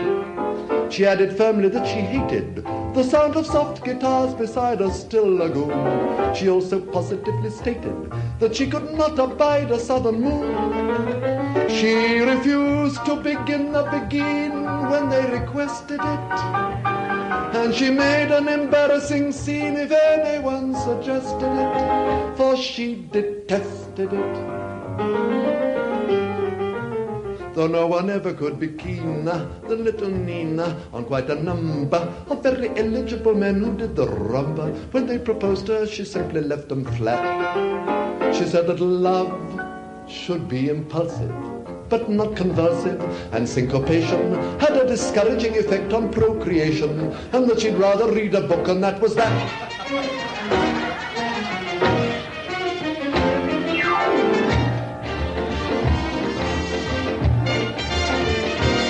Senorita Nina from Argentina despised the tango, although she never was a girl to let a man go. She wouldn't sacrifice her principles for sex. She looked with scorn on the gyrations of her relations who did the conga, and said that if she had to stand it any longer, she'd lose all dignity and wring their silly necks. She said that frankly she was blinded to all their over-advertised romantic charms. And then she got more bloody-minded and told them where to put their tropic palms. She said, I hate to be pedantic, but it drives me nearly frantic when I see that unromantic, sycophantic lot of sluts forever wriggling their guts. It drives me absolutely nuts. She declined to begin when they besought her to, and in language profane and obscene she cursed the man who taught her to. She cursed Cole Porter too. From this it's fairly clear that Nina, in her demeanor, was so offensive that when the hatred of her friends grew too intensive, she thought she'd better beat it while she had the chance. After some trial and tribulation, she reached the station and met a sailor who had acquired a wooden leg in Venezuela, and so she married him because he couldn't dance. There surely never could have been a more irritating girl than Nina.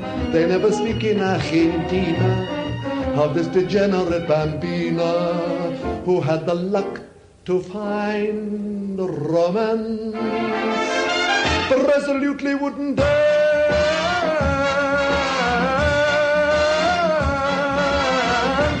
She wouldn't dance for nothing. Bit of Noel Coward. You can't go wrong with a bit of Noel Coward. I love a bit of Noel Coward. He's the best, man. He's the best. You like a bit of Noel Coward? I do. But? I'm not as familiar with him as you are. Oh, we did a show of him when I was at college. Okay, but Noah and Bill, stay there. I mean, this is from the Live in Las Vegas album. He did like cabaret shows. I mean, listen to this. You'll know this one, right? But listen to the wordplay on this. This is the hit. But listen to the speed at which he rattles this out. Thank you. Now I should like to sing you a song that I wrote very long ago and far away. It's called Mad Dogs in English. Let's listen to this. Speed would have any rapper salivating. Tropical climates at certain times of day when all the citizens retire to tear their clothes off and perspire. It's one of those rules that the greatest fools obey because the sun is far too sultry and one must avoid its ultraviolet ray. The sun is much too sultry and one must avoid its ultraviolet ray. Wow! He gets faster. Papalaka-boo, that's natives. Digga-digga-digga-digga-digga-digga-doo. The natives grieve when the white men leave their huts because they're obviously definitely nuts. Mad dogs and Englishmen go out in the midday sun. The Japanese don't care to. Chinese wouldn't dare to. Hindus and Argentines sleep firmly from 12 to 1, but Englishmen detest a siesta. In the Philippines, they have lovely screens to protect you from the glare. In the Malay states, there are hats like plates which the Britishers won't wear. At 12 noon, the natives swoon and no further work is done. But mad dogs and Englishmen go out in the midday sun. It's a little bit xenophobic, but here goes faster. Oh, it's such a surprise for the eastern eyes to see that though the English are effete, they're quite impervious to heat. When the white man rides, every native hides in glee, because the simple creatures hope he will impale his solar topee on the tree. Heaven and hides the same natives pay no attention. Digga-digga-digga-digga-digga-digga. It seems to shame when the English claim the earth that they give rise to such hilarity and mirth. Oh dear, mad dogs and Englishmen go out to the midday sun. The smallest Malay rabbit deplores this foolish habit in Hong Kong. They strike a gong and fire off a noonday gun to reprimand each inmate who's in late. In a jungle town where the sun beats down to the rage of man and beast, the English garb with the English side merely gets a bit more creased. In Bangkok at 12 o'clock they foam at the mouth and run, but mad dogs and Englishmen go out to the midday sun. Mad dogs and Englishmen go out to the midday sun. The toughest Burmese bandit can never understand it. In Rangoon, the heat of noon is just what the natives shun. They put their scotch or rye down and lie down. In the mangrove swamps where the python romps, there is peace from 12 till 2. Even caribous lie around and snooze, for there's nothing else to do. In Bengal, to move at all is seldom, if ever, done. But mad dogs and Englishmen go out in the midday, out to the midday, out to the midday, out to the midday, out to the midday, out to the midday, out to the midday sun. Isn't it? Isn't it brilliant?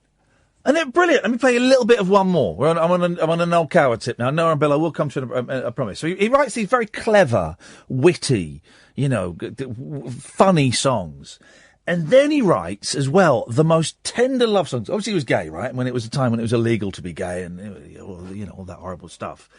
And so he wrote a song that was to be sung by a woman in one of his plays. Can't remember who. Can't remember what play it was from. What play would it have been from?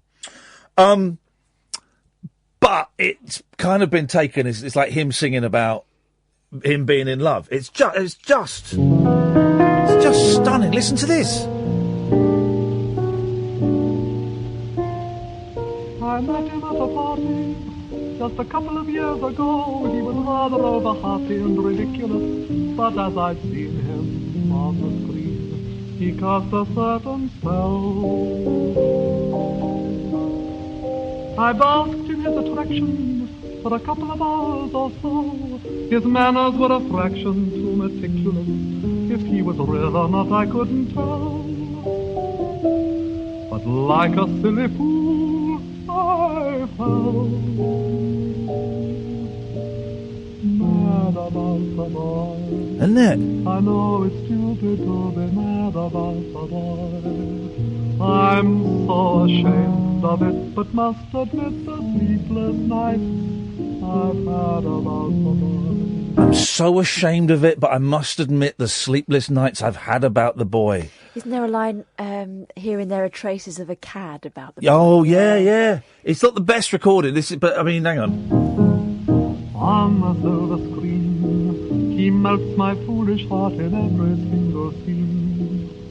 Although I'm well aware that here and there are traces of the care about the boy.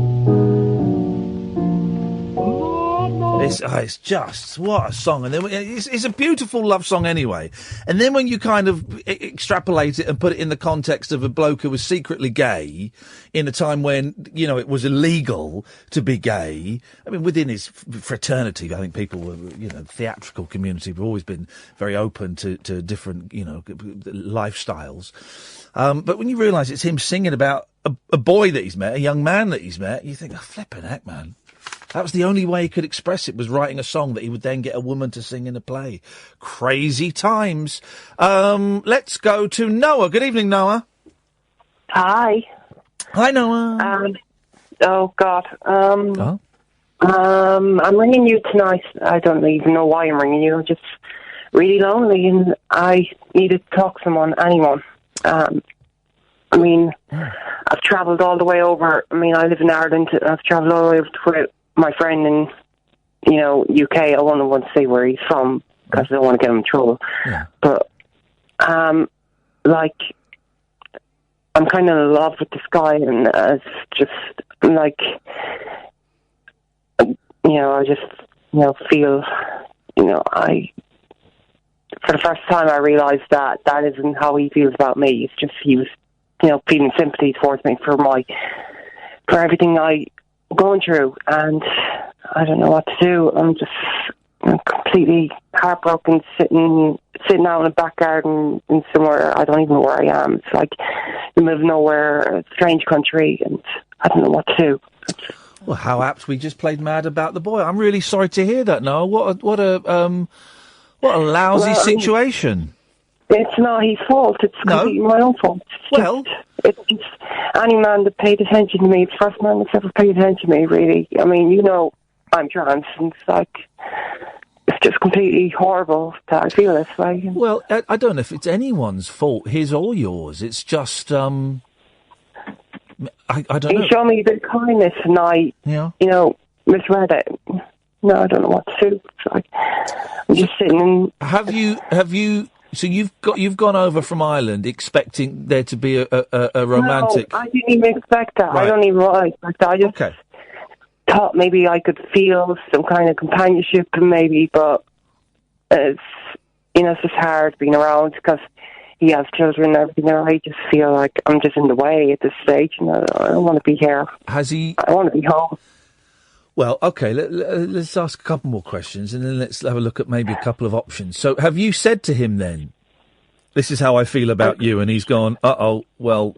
Unfortunately, I can't. You know, it's just, there's another person in the picture. It's just...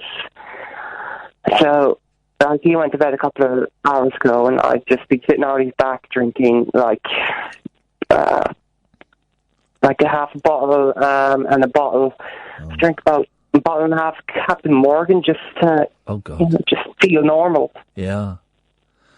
So hang on, I've missed something there. How do you know that he doesn't feel that way about you? No, it's been made pretty clear. It just okay. Feels like I'm just a pity case, and I'm sick of it. That's lousy. How long are you supposed to be there for? Until next Friday. I just got here a couple of days ago, and I thought, I mean, I've met a couple of our friends that I knew, and I spent a couple of days with them, and I just feel miserable all the time. Yeah. I don't even know who to talk to, because I've got no friends back home. It's because I've got...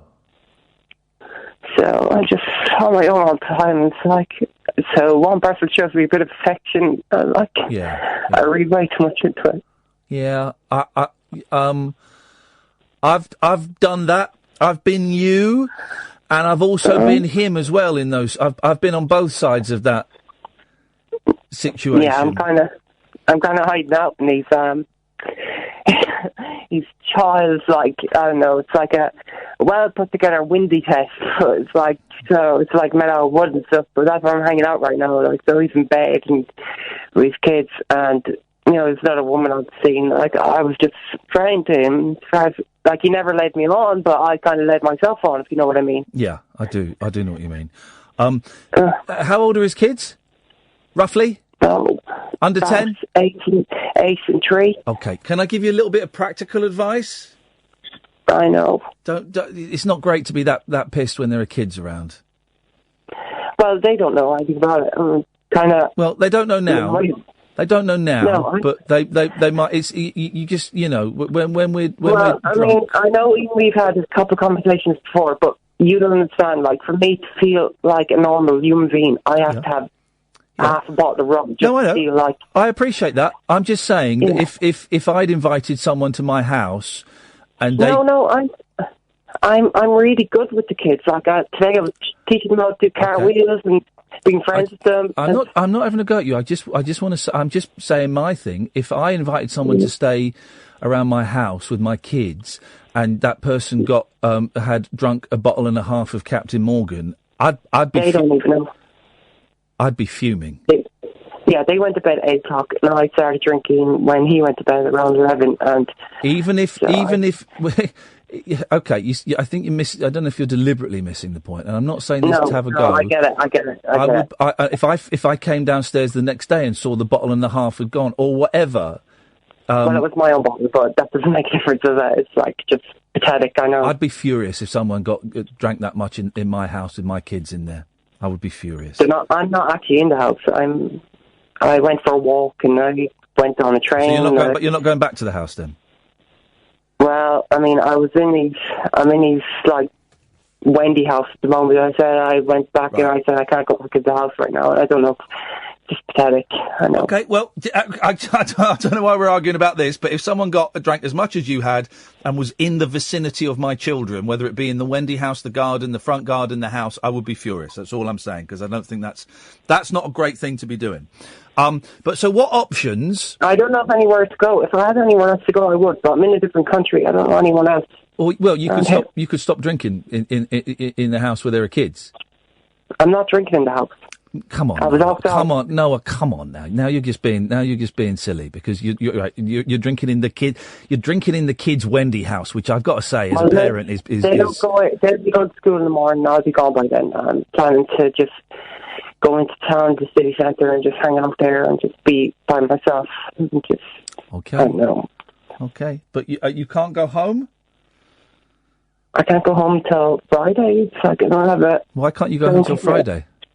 Because my plane doesn't fly in there, and I don't have money to get a plane on short notice.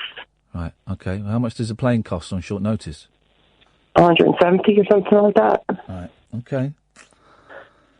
So what are you going to do then?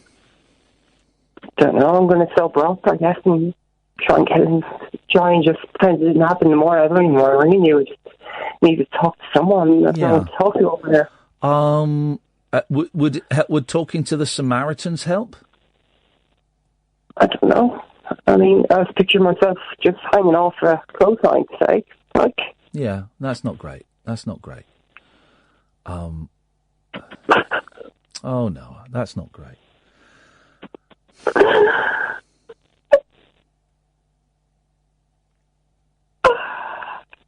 What else is going on? It can't. Oh, it's just shit. It's just so.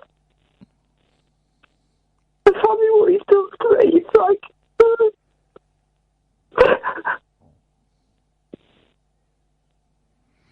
Is it just, and I say just not to diminish it, but is it just about this guy, or is there other stuff happening?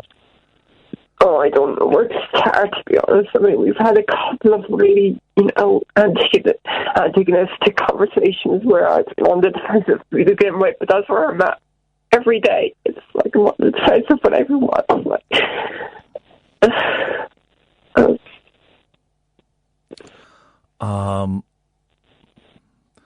Would the gentleman be able? I think. No, I mean, I love him, but I can have him as a friend. I really appreciate him as a friend, but I think I don't know what to do. I think you should try and get home. I can't get home. Why not? I have no money. I'm like I mean, because I went on a budget airline, it was cost like €40, and if I was going at like a last minute alarm, or if I was to go at a last minute emergency flight home, it cost at least €150. Then I don't have that. Should you ask him to lend it to you? No, I don't. He doesn't even know how I feel. He doesn't know I'm making this phone call. He doesn't know anything, and I don't want to know because I wanted the burden on him. Well, I think he's a very sweet guy, and I've made a big mistake. Yeah, well, I keep making mistakes. We're allowed to make mistakes, and we're also one of the things I've learned as I've got older, and I wish I knew it in my 20s and some of my 30s, is that the people that care about me don't care if I make mistakes. They care if I don't tell them I've made a mistake. But if they don't, when I do say, look, do you know what? I've screwed up big time, man, and I could really just watch the F words. We're all right with everything else, but just watch the F words. I don't think I swear. Oh, maybe you did. Maybe you did. It's not the greatest of lines, anyway. Okay. You can't stay there till Friday of this week? Yeah. You can't stay there until Friday, Noah, can you? Really? That's going to be torture for you. Yeah, I don't know. I try and pretend it doesn't during the day, and then I've had a couple of drinks, and I went for a walk this evening, and I just said, because I kind of knew I was up as soon as I got there, and I mean, he's been very sweet to me in every conversation we've ever had, but it's not like, it's not that. It's not romantic in any way, shape or form. It's just, I don't know, I guess I've been lonely for so long, I thought maybe, you know what I mean? Yeah, I know what you mean. Did you mention that you'd seen some other friends as well the last couple of days? They're not very good, to be honest with you. I've tried, but we have to go all the way overseas just to have someone to listen to me. So they're not really that good friends. What I'm thinking is, could you say to one friend? Could you say to the three friends, look, could I get €50 each off of you just to help me? I've made a terrible mistake. I don't feel well. I really need to be in my own bed. Could I borrow €50 from you and 50 from you and 50 from you just to get me home?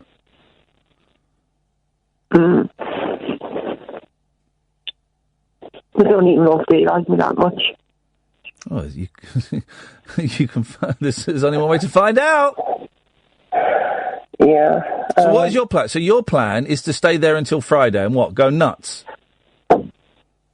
No, sober up and try and maybe just say I gotta go and stay in a hotel or in a motel or something. Wait a minute. How can you? Staying in a hotel is going to cost more than 150 quid. In a motel, I don't know how much a hostel costs. Like nice. A hostel for Tuesday night, Wednesday, Thursday night. It's going to cost not much less than the flight home. Hostels are not the greatest of places. I've already got them. Yeah, I've already got the flight booked. I don't know. I mean, he's totally unaware of this feeling that I've got. He's probably totally unaware of the conversation I'm having with you, thankfully. Even though it sounded like a national radio station. Yeah, no one listens to this show though, Noah. So I don't worry, he ain't going to be listening because hardly anyone else is. You can play that cult card all you want, but I don't believe it. Everyone listens to you. No, unfortunately not. It's time. Anyway, we're going to tangent. Well, I don't know what to suggest. I'd suggest I do know what my suggestion is. You see if you can get the money to fly back. You know, you're worried that you've booked a flight and you're going to waste the money on the original flight. Oh well, tough. It'll be an expensive thing. Yeah, it costs like €200, just like a couple of weeks rent. Well. Can I say something? Oh, hello, Catherine. I was going to say, look, if you really can't get back and you're going to have to tough it out till Friday, just don't drink anymore because that's not going to make you feel any better about anything. Yeah. just like you're going to, I've been in situations where you realise you've got no option but to just like get your head down and just see it through. But honestly, boozing's not going to help you. You know that. Someone's not at the moment. Yeah. You know, if you, I don't know. In situations where I felt like I've got a very loose grip on my emotions, it's just alcohol's never going to help you, is it? I don't know. It kind of numbs the feeling of being trans, to be honest with you. I know. I don't know, but I can imagine. But it's also a depressant, so if you're feeling crap, it's going to make you feel crapper in the end. I don't know. I felt numb so long in my life that feeling, shit is a difference at least. Oh, darling, I'm sorry. I'm sorry you've had such a hard time. Sorry, I burped then. I'm really. Was that you? I thought it was Noah. No, I'm really sorry. And I don't burp very often, Noah. Catherine will back me up on this. I can't burp. He's got no sphincter. I haven't got a sphincter in my mouth. And that really was, like, double rude. That's a sign from God. I don't know where we are on the whole God thing, guys and gals, but that's got to be a sign. That's the most mysterious way I've ever heard. That might be God's way of saying drink more. What? No, I don't think it is. No, I'm really sorry you're going. I'm really sorry. It's lousy, and love can be great, and love can be lousy, and unrequited love, to quote the mamas and papas, unrequited love's a bore, and drinking ain't going to help. Seriously, drinking it when there are kids nearby, even though they may never know, it sends out a vibe, man, that is unhealthy to everybody, and yourself included, and. Get to bed, Noah. Get to bed. You'll feel better in the morning. Don't drink any more of that horrible rum. Get to bed. Hello? Did we lose Noah? Noah's showing up on the screen, but Noah ain't there anymore. Let me give Noah a quick call back, because I don't know what... I don't know what happened there.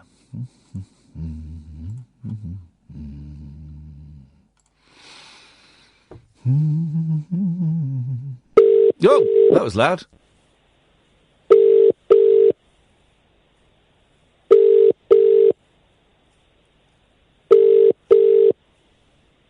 Okay, I don't think that. Hello? Oh, hey! Oh, there you are. Well, we lost you. We wanted to just make sure you were okay. Oh, I kind of just went walking, waiting for a train, but I don't think any trains are going at this time. Where are you walking? I thought you were in the Wendy house. Yeah, but I decided to leave. Okay. Go back and go to bed. Can you do that? Want to go back? I know you don't want to go back, but there's nowhere for you to go tonight. It's 12:30 in the middle of the night, and... don't care.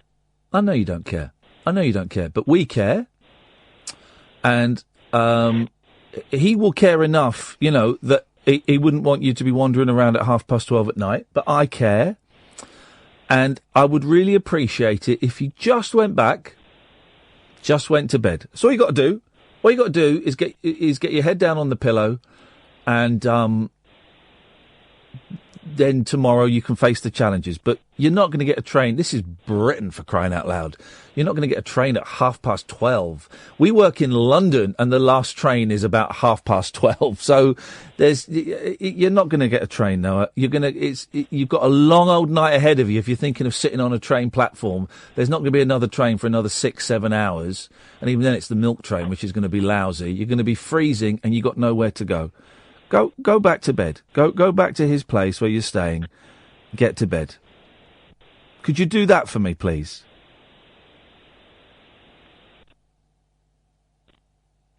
Please hang up. Okay.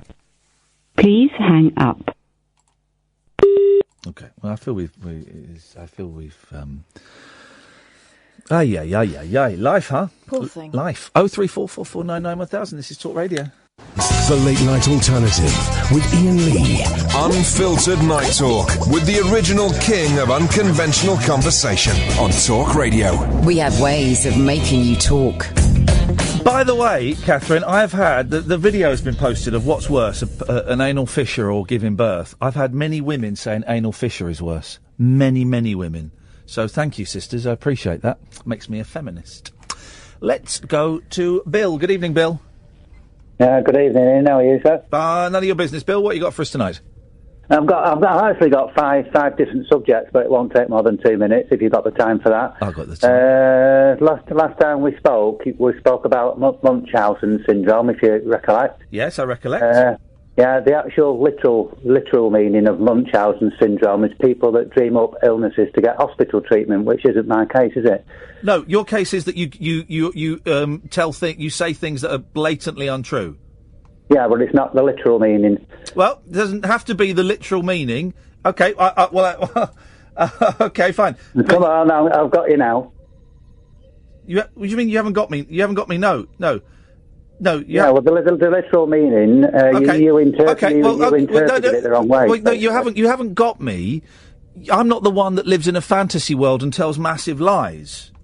Well, that's not very fair, I don't think, is it? Well, no, it's very, very fair. Matthew, if you're listening, can you send me the clip, please? You tweeted it last time. Could you tweet me the clip of Bill saying he drinks 90 pints a day? If you're still listening. Yeah, well, we keep going back to this. Because I'm getting a bit annoyed, Bill, with you, because you're trying to catch me out when everything you have told me, I'm going to say it bluntly, right? I'm going to say it bluntly. Everything you have told me has been a huge... It's not even like a tiny lie that is believable. It's been a huge, massive lie. Yeah, I know you've got to say these things to keep the programme going. No, and you do that, Bill. You think I create conflict for entertainment. You do, I don't. You do. Mate, no, it's not entertainment. Bill, you live in a fantasy world, Bill, and I've tiptoed around this, but you say things to me that are blatantly, hugely, preposterously untrue. You're getting a bit angry, Ian. Calm down, your blood pressure's going to go up. And you're a patronising tit as well. No, don't be like that. Well, no, you are. You are patronising, right? And I have tiptoed around you, Bill. I have tiptoed around you when all you do, for whatever reason, it's an illness or it's a prank or whatever reason, you phone up and you tell huge lies. Okay, well, can we go on to another subject then? Or do you want me to it'll be bullshit, but yeah, sure, why not? No, I've just noticed recently that you've, in the past you've sort of like phoned people randomly on Periscope. You know, you've listened into Periscope and you've joined in their conversations. You had a lady on quite a number of months ago now, and I think part of her address via Periscope was Mermaid, and she used to play the piano. Do you remember? Yes, I do. But you've not had her on for a long time. I was just wondering if you might revisit her sometime. I might do. So if I were to play you a clip of you saying, because we didn't play that last time, you saying you drink 90 pints a day. Yeah, you actually played the clip last time. No, I didn't. I didn't. I beg your pardon. Okay, I beg your pardon. If I played you a clip of you saying you drink 90 pints a day, what would your reaction to that be? My same reaction as last time. I thought we was talking. All right, let's listen. Then listen to this. Listen to this. You've not got memory, Ian. I've got. When someone tells me they drink, was it 90 pints of Guinness a day? That's about it. Yeah. Yeah, I remember facts like that. So what's happening for you now, man? If I can just say to you, Ian, that when you have like a prolific alcoholic, which I am, but I'm not drunk talking to you, and you also take very strong medication. Alcohol and medication don't mix. So no. if I drink alcohol, my medication doesn't work, and that's a big part of my situation at the minute. Yeah. So what's been happening then? Oh gosh, where do I start? I can hear myself coming back to you. I'm not on speakerphone. I can hear my voice coming back to me. Okay, I don't know. You're the only one that had that problem this evening, and it's certainly. Yeah. You sound fine. I've jotted a few things down because I've got so much to talk to you about. You were talking about Mr. Gaunt before, Mr. John Gaunt. Okay, well let's. I don't want to dwell on him. So let's move on to the next one, if you don't mind. Right, just because I will get in trouble tomorrow for that. So let's just move on to the next one. Thank you. Okay, I believe. Well, I do know that in the past 3 to 4 weeks, I've heard Christo's back on Talk Radio. Christo. It's not the right clip. But, Bill, you say things that are blatantly untrue, and I don't know what it is. I don't know what it is. And I'm tiptoeing around you, Bill, and I do not know what it is. So here's the thing. Here's why I'm angry. This is why I'm angry. Because I tiptoe around you, Bill, because you live in this world of make-believe and lies, okay? And yet you're constantly trying to catch me out while it's not an even playing field. Does that make sense, Catherine? It's not an even playing field. I can't use, because I'm a decent bloke, I can't use my full arsenal of tactics and techniques when talking to you, because I suspect you are seriously mentally ill, okay? But yet you're constantly on the attack with me. That's why I'm angry. That's why I'm angry.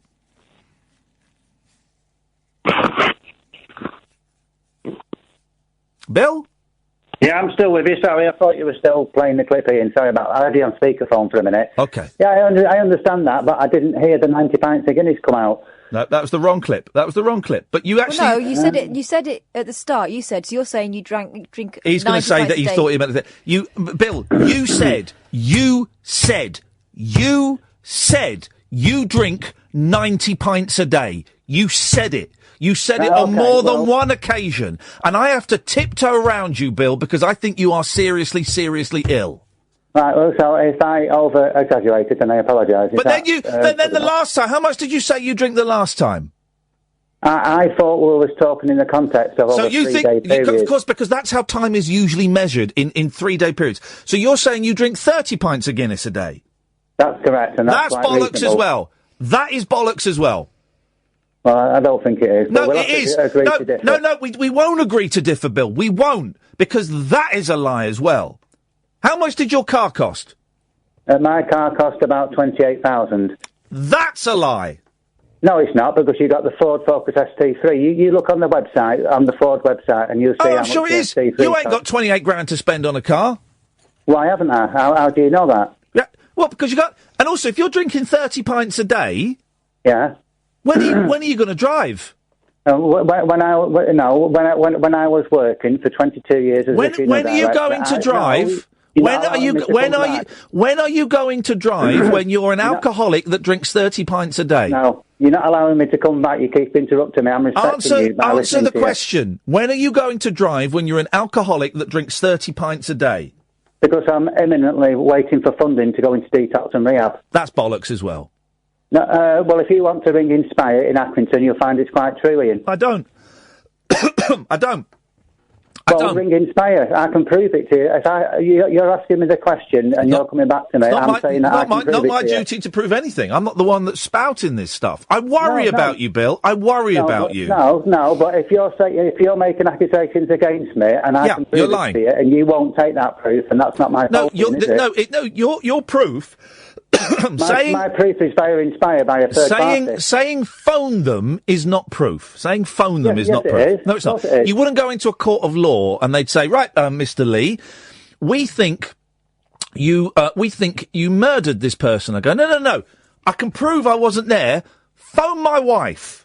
Doesn't work like that. It's my job to prove I'm innocent. Yeah, okay. Well, I've got it in writing that I'm waiting for funding for detox and rehab. How's that for you? Well, that doesn't prove that you're buying a £28,000 car. That doesn't prove that you drink 30 pints of Guinness a day. No. We're talking about detox and rehab. You're diverting things now, Ian. Come on. No, I'm not, Bill. I'm not. I'm looking at the entire picture. You know I've got the proof and you won't accept it. Well, no, I won't accept that. Doesn't prove that you're buying a £28,000 car, and it doesn't prove you're drinking. Talking about the car. No, we are talking about the car. We are. We're talking about everything. We are talking about everything that comes out of your mouth, Bill. It is bollocks. I love the confrontation. I love it. No, but you keep diverting. You're very good at diverting things. If I can prove something, you won't accept it. But what does that prove? It proves that what I'm saying is correct. No, it doesn't. It doesn't. No, it doesn't. No, it doesn't. If you could, why doesn't it? How can I prove to you what I'm saying is true then? Okay, fine. How will you accept the proof? Right, I'll tell you. Right, I'll tell you. You've got a thing, an email, saying that No, it's not an email. It's a written letter signed. You've got a letter saying that you're going into detox. Yeah. Correct. When the funding arrives. Yeah. Okay. Right. Well, if you have that letter, which I don't believe you have, but... You don't believe anything I say, do you? No, I won't. If you have that letter, all that proves is you're waiting to go into detox. That's all that proves. Absolutely. Yeah. So what I've just said to you is quite true then, so I'm not lying to you. You could well have said one thing that's true, that you're waiting to go into detox. That could be true. Correct. Yeah, that could be true. But that doesn't Absolutely. prove that you drink 30 pints of Guinness a day. I can get a doctor's letter for you if you like and fax it over. Fax it over? Gee, you haven't got a fax. I can scan it over the computer. You haven't got a fax. No, all right. Okay, fax is out of date. I can scan it over the computer. I'm quite computer literate. I don't believe that. I don't believe it, Bill. And I'm sorry to get angry with you, but it's because we're playing on a completely uneven playing field. And I have to speak up. You are talking nonsense. So you're going to spend nearly 30 grand on a car, yeah, that you can't actually drive until you've been into detox. That's okay. It doesn't matter. It can stay outside. I've got a garage, so I can keep it in the garage until, I've been through the relevant detox and rehab. It's not a problem, is it? Obviously, I am quite compass mentis in the fact that if I realise that I have had a drink and I'm over the limit, then I won't drive. I'm quite sensible like that. How many drinks have you had today? Approximately 10 to 12 pints. Right. You got so much money. No, I didn't say that. I didn't say I've got so much money. I wouldn't big myself up doing that. You're buying a car. You're buying a car that costs 5 times more than my car cost. Yeah, but I've worked 22 years as a funeral director, and I've saved all that money in ISAs, Ian. Okay, so you got 30 grand, right, to spend on a car, It's not a lot of money. It's not a lot of money. Well, it is a lot of money in the context, of. Why are you waiting? Why are you waiting for a publicly funded placement in a detox centre? Because I was offered it. I didn't ask for it. I was offered it. Because I'm on benefits at the moment, because medically I can't work, so basically I'm on benefits. You're on benefits. You're on benefits, yet you're buying a £30,000 car. Yeah, because I've got the funding to be able to do it. The DWP is quite aware of my savings, and that's my benefits reflect that. So how much you got in your savings, Bill? 50 grand, well, 100 grand? That's a bit of a personal question. It is. Yeah, 50 grand? Yeah. Well, you can probably... Yeah, whatever I say, you're going to say I'm exaggerating, aren't you? 100 grand? No, less than that. Between 50 and 70. Okay, so you got 60 grand, right? Yeah, thereabouts, yeah. Right. And you're desperate to get sober, yeah? I am, yeah. So I could go private, couldn't I? You could go private, couldn't you? I could. I think that's where you're leading to, anyway. Anyway, can we just go through the other 2 or 3 bits and pieces, Ian? And you're 52 years old? Correct, you've got a good memory. And when did you quit being an undertaker? 2012. Okay. And how long were you an undertaker for? 22 years. 1989 to 2012. I've never seen a rich undertaker before. You've never seen a rich undertaker with the charges they cost? No, I actually worked for, I won't name the company, but I worked for a nationwide company. It wasn't a private business. It wasn't a private, I didn't own my own business. I worked for a nationwide company, which you can probably realise who that probably is by saying that. Yeah. Well, I'm not going to name it because obviously it's not the right thing to do on the radio, is it? Anyway, can I just go on to two other bits and pieces? Not tonight, Bill. All right, okay. I appreciate your time, Ian, anyway. Thank you, mate. Ta-ta. Okay. Harsh. If you just put the ads together, James, we'll play them together at the end. Harsh, but I'm trying to... It's like I'm trying to throw a stone at this. Something something stuck up, wedged in between 2 walls. And I've tried gently prodding it with a stick. Can't get it out. Can't quite reach it. I've tried sort of jumping up and I can't. So now I'm just trying to chuck stones at it to try and dislodge it. Why would you buy a car you're too drunk to drive while you're waiting for funding to come in for something you could afford to do to save your life? Well, hang on a second as well. By even asking that question, we are entering his world. We're entering his world of logic. There is no logic in his world, but we're diving in. Everything. He might be waiting for detail. He might be. I don't know. Let's take this call, because this one's got a warning by it. Hello, caller. Oh, it's Nick. Me. Hello, Nick. You all right? Right. Nick, you're on the air. Listen, there's a delay. Well, turn your radio off then, Nick. Oh, well, I'm going to walk over here. No, you're going to turn your radio off, Nick. Right, one sec.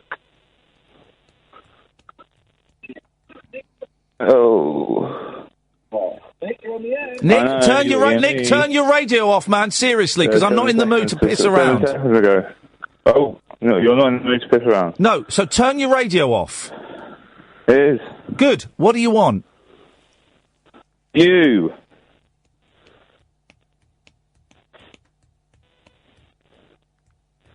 Yeah. Right, I've done it already. Oh, sorry, I'm listening on the delay. Right, so you haven't turned it off then? Oh, right, 1 second, hang on. Right, goodbye, Nick. No. Yeah, Jesus.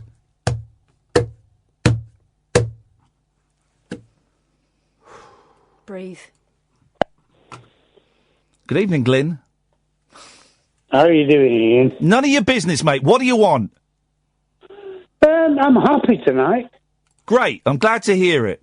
Nick, is your radio off? Yes. Good. What do you want, man? I want to talk to you about stand-up comedy. Go on, then. Right, okay. I'm Nick, but I feel like I'm Batman in here, because I'm a little bit hypomanic, if you want to use that word. Nick, I've got the Batmobile. Nick. Let's not do this tonight, man. No, mate, it's fine. No, Nick, let's not do this tonight, man, because already you're rambling. I want to be the Banksy of comedy. That's great news. You've said that before. You launched the careers of Ricky Nick, Gervais. I'm telling you, we're not doing this tonight, okay? For both of our sanity, all right? Give us a call. Give us a call later in the week, yeah? I'll call you on Thursday or something. Okay, sure. Neither of us are going to do well there. Yes, Glyn.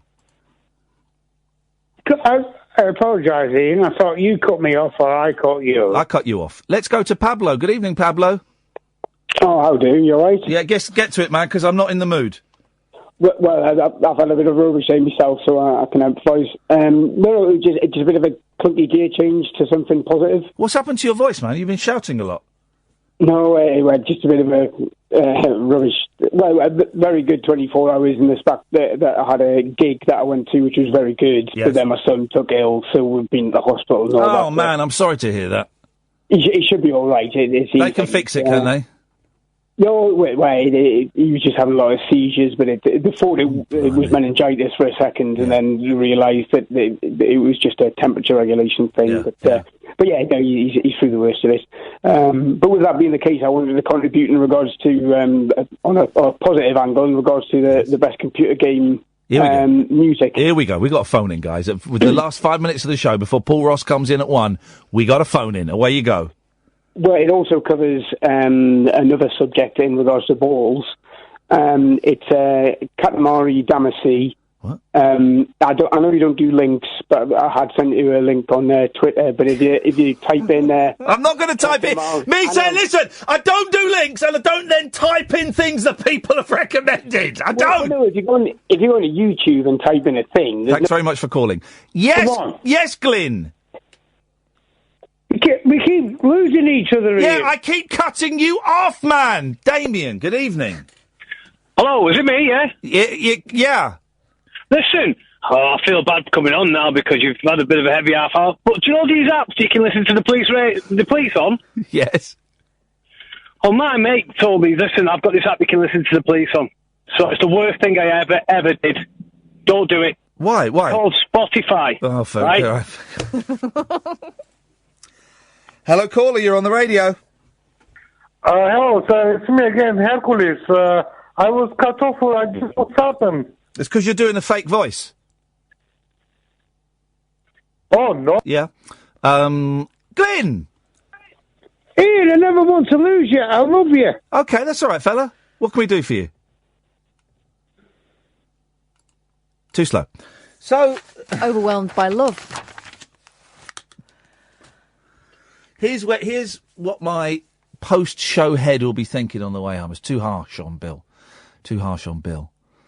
But I don't know any other way around it. It's that point scoring. Munchausen is this, and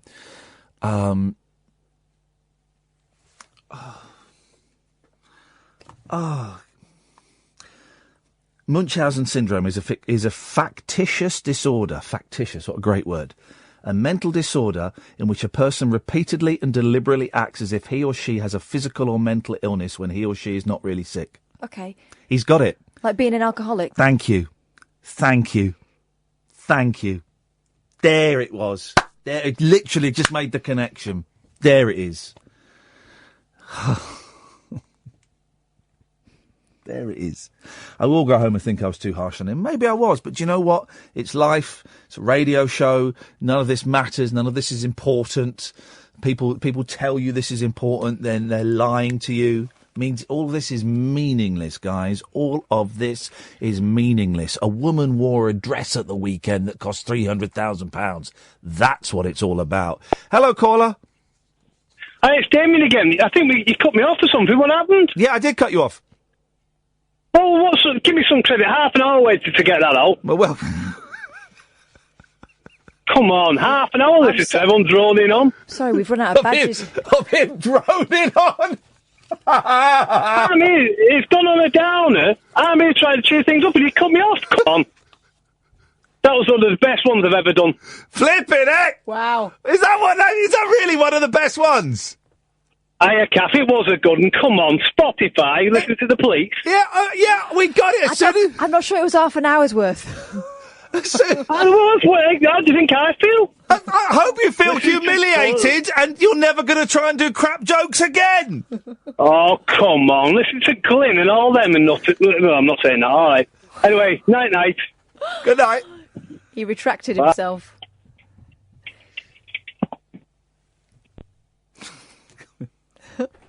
Oh, Paul, you're welcome to it. You are welcome to it tonight, mate.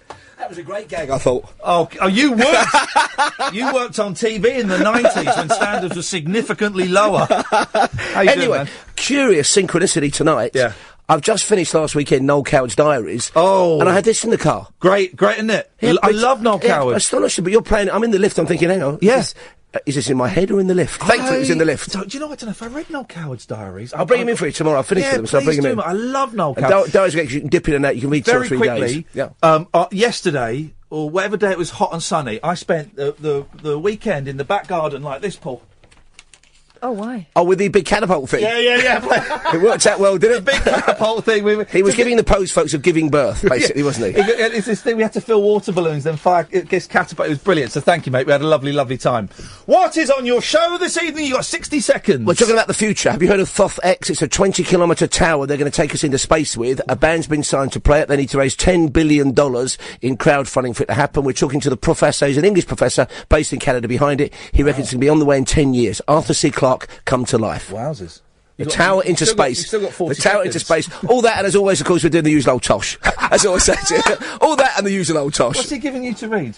It's A book Tring about Museum. someone who went pinching feathers from Tring Museum. Oh, really? Yeah, you can have it after me. We're trying to get the author on, 'cause it's a great story. He stole something in the region of £500,000 worth of these very rare specimens for DNA cloning and stuff. And he basically prepared it like he was a kind of perfectly ordinary middle-class bloke, got up in the morning, briefcase, went to Tring, liberated all that stuff, disappeared. They fined him over $100,000 in that recovery of assets programme. He's pocketed millions, I reckon. Fantastic. Paul Ross is on at 1 o'clock. We'll be back tonight at 10. Thank you, James. Thank you, dear listener.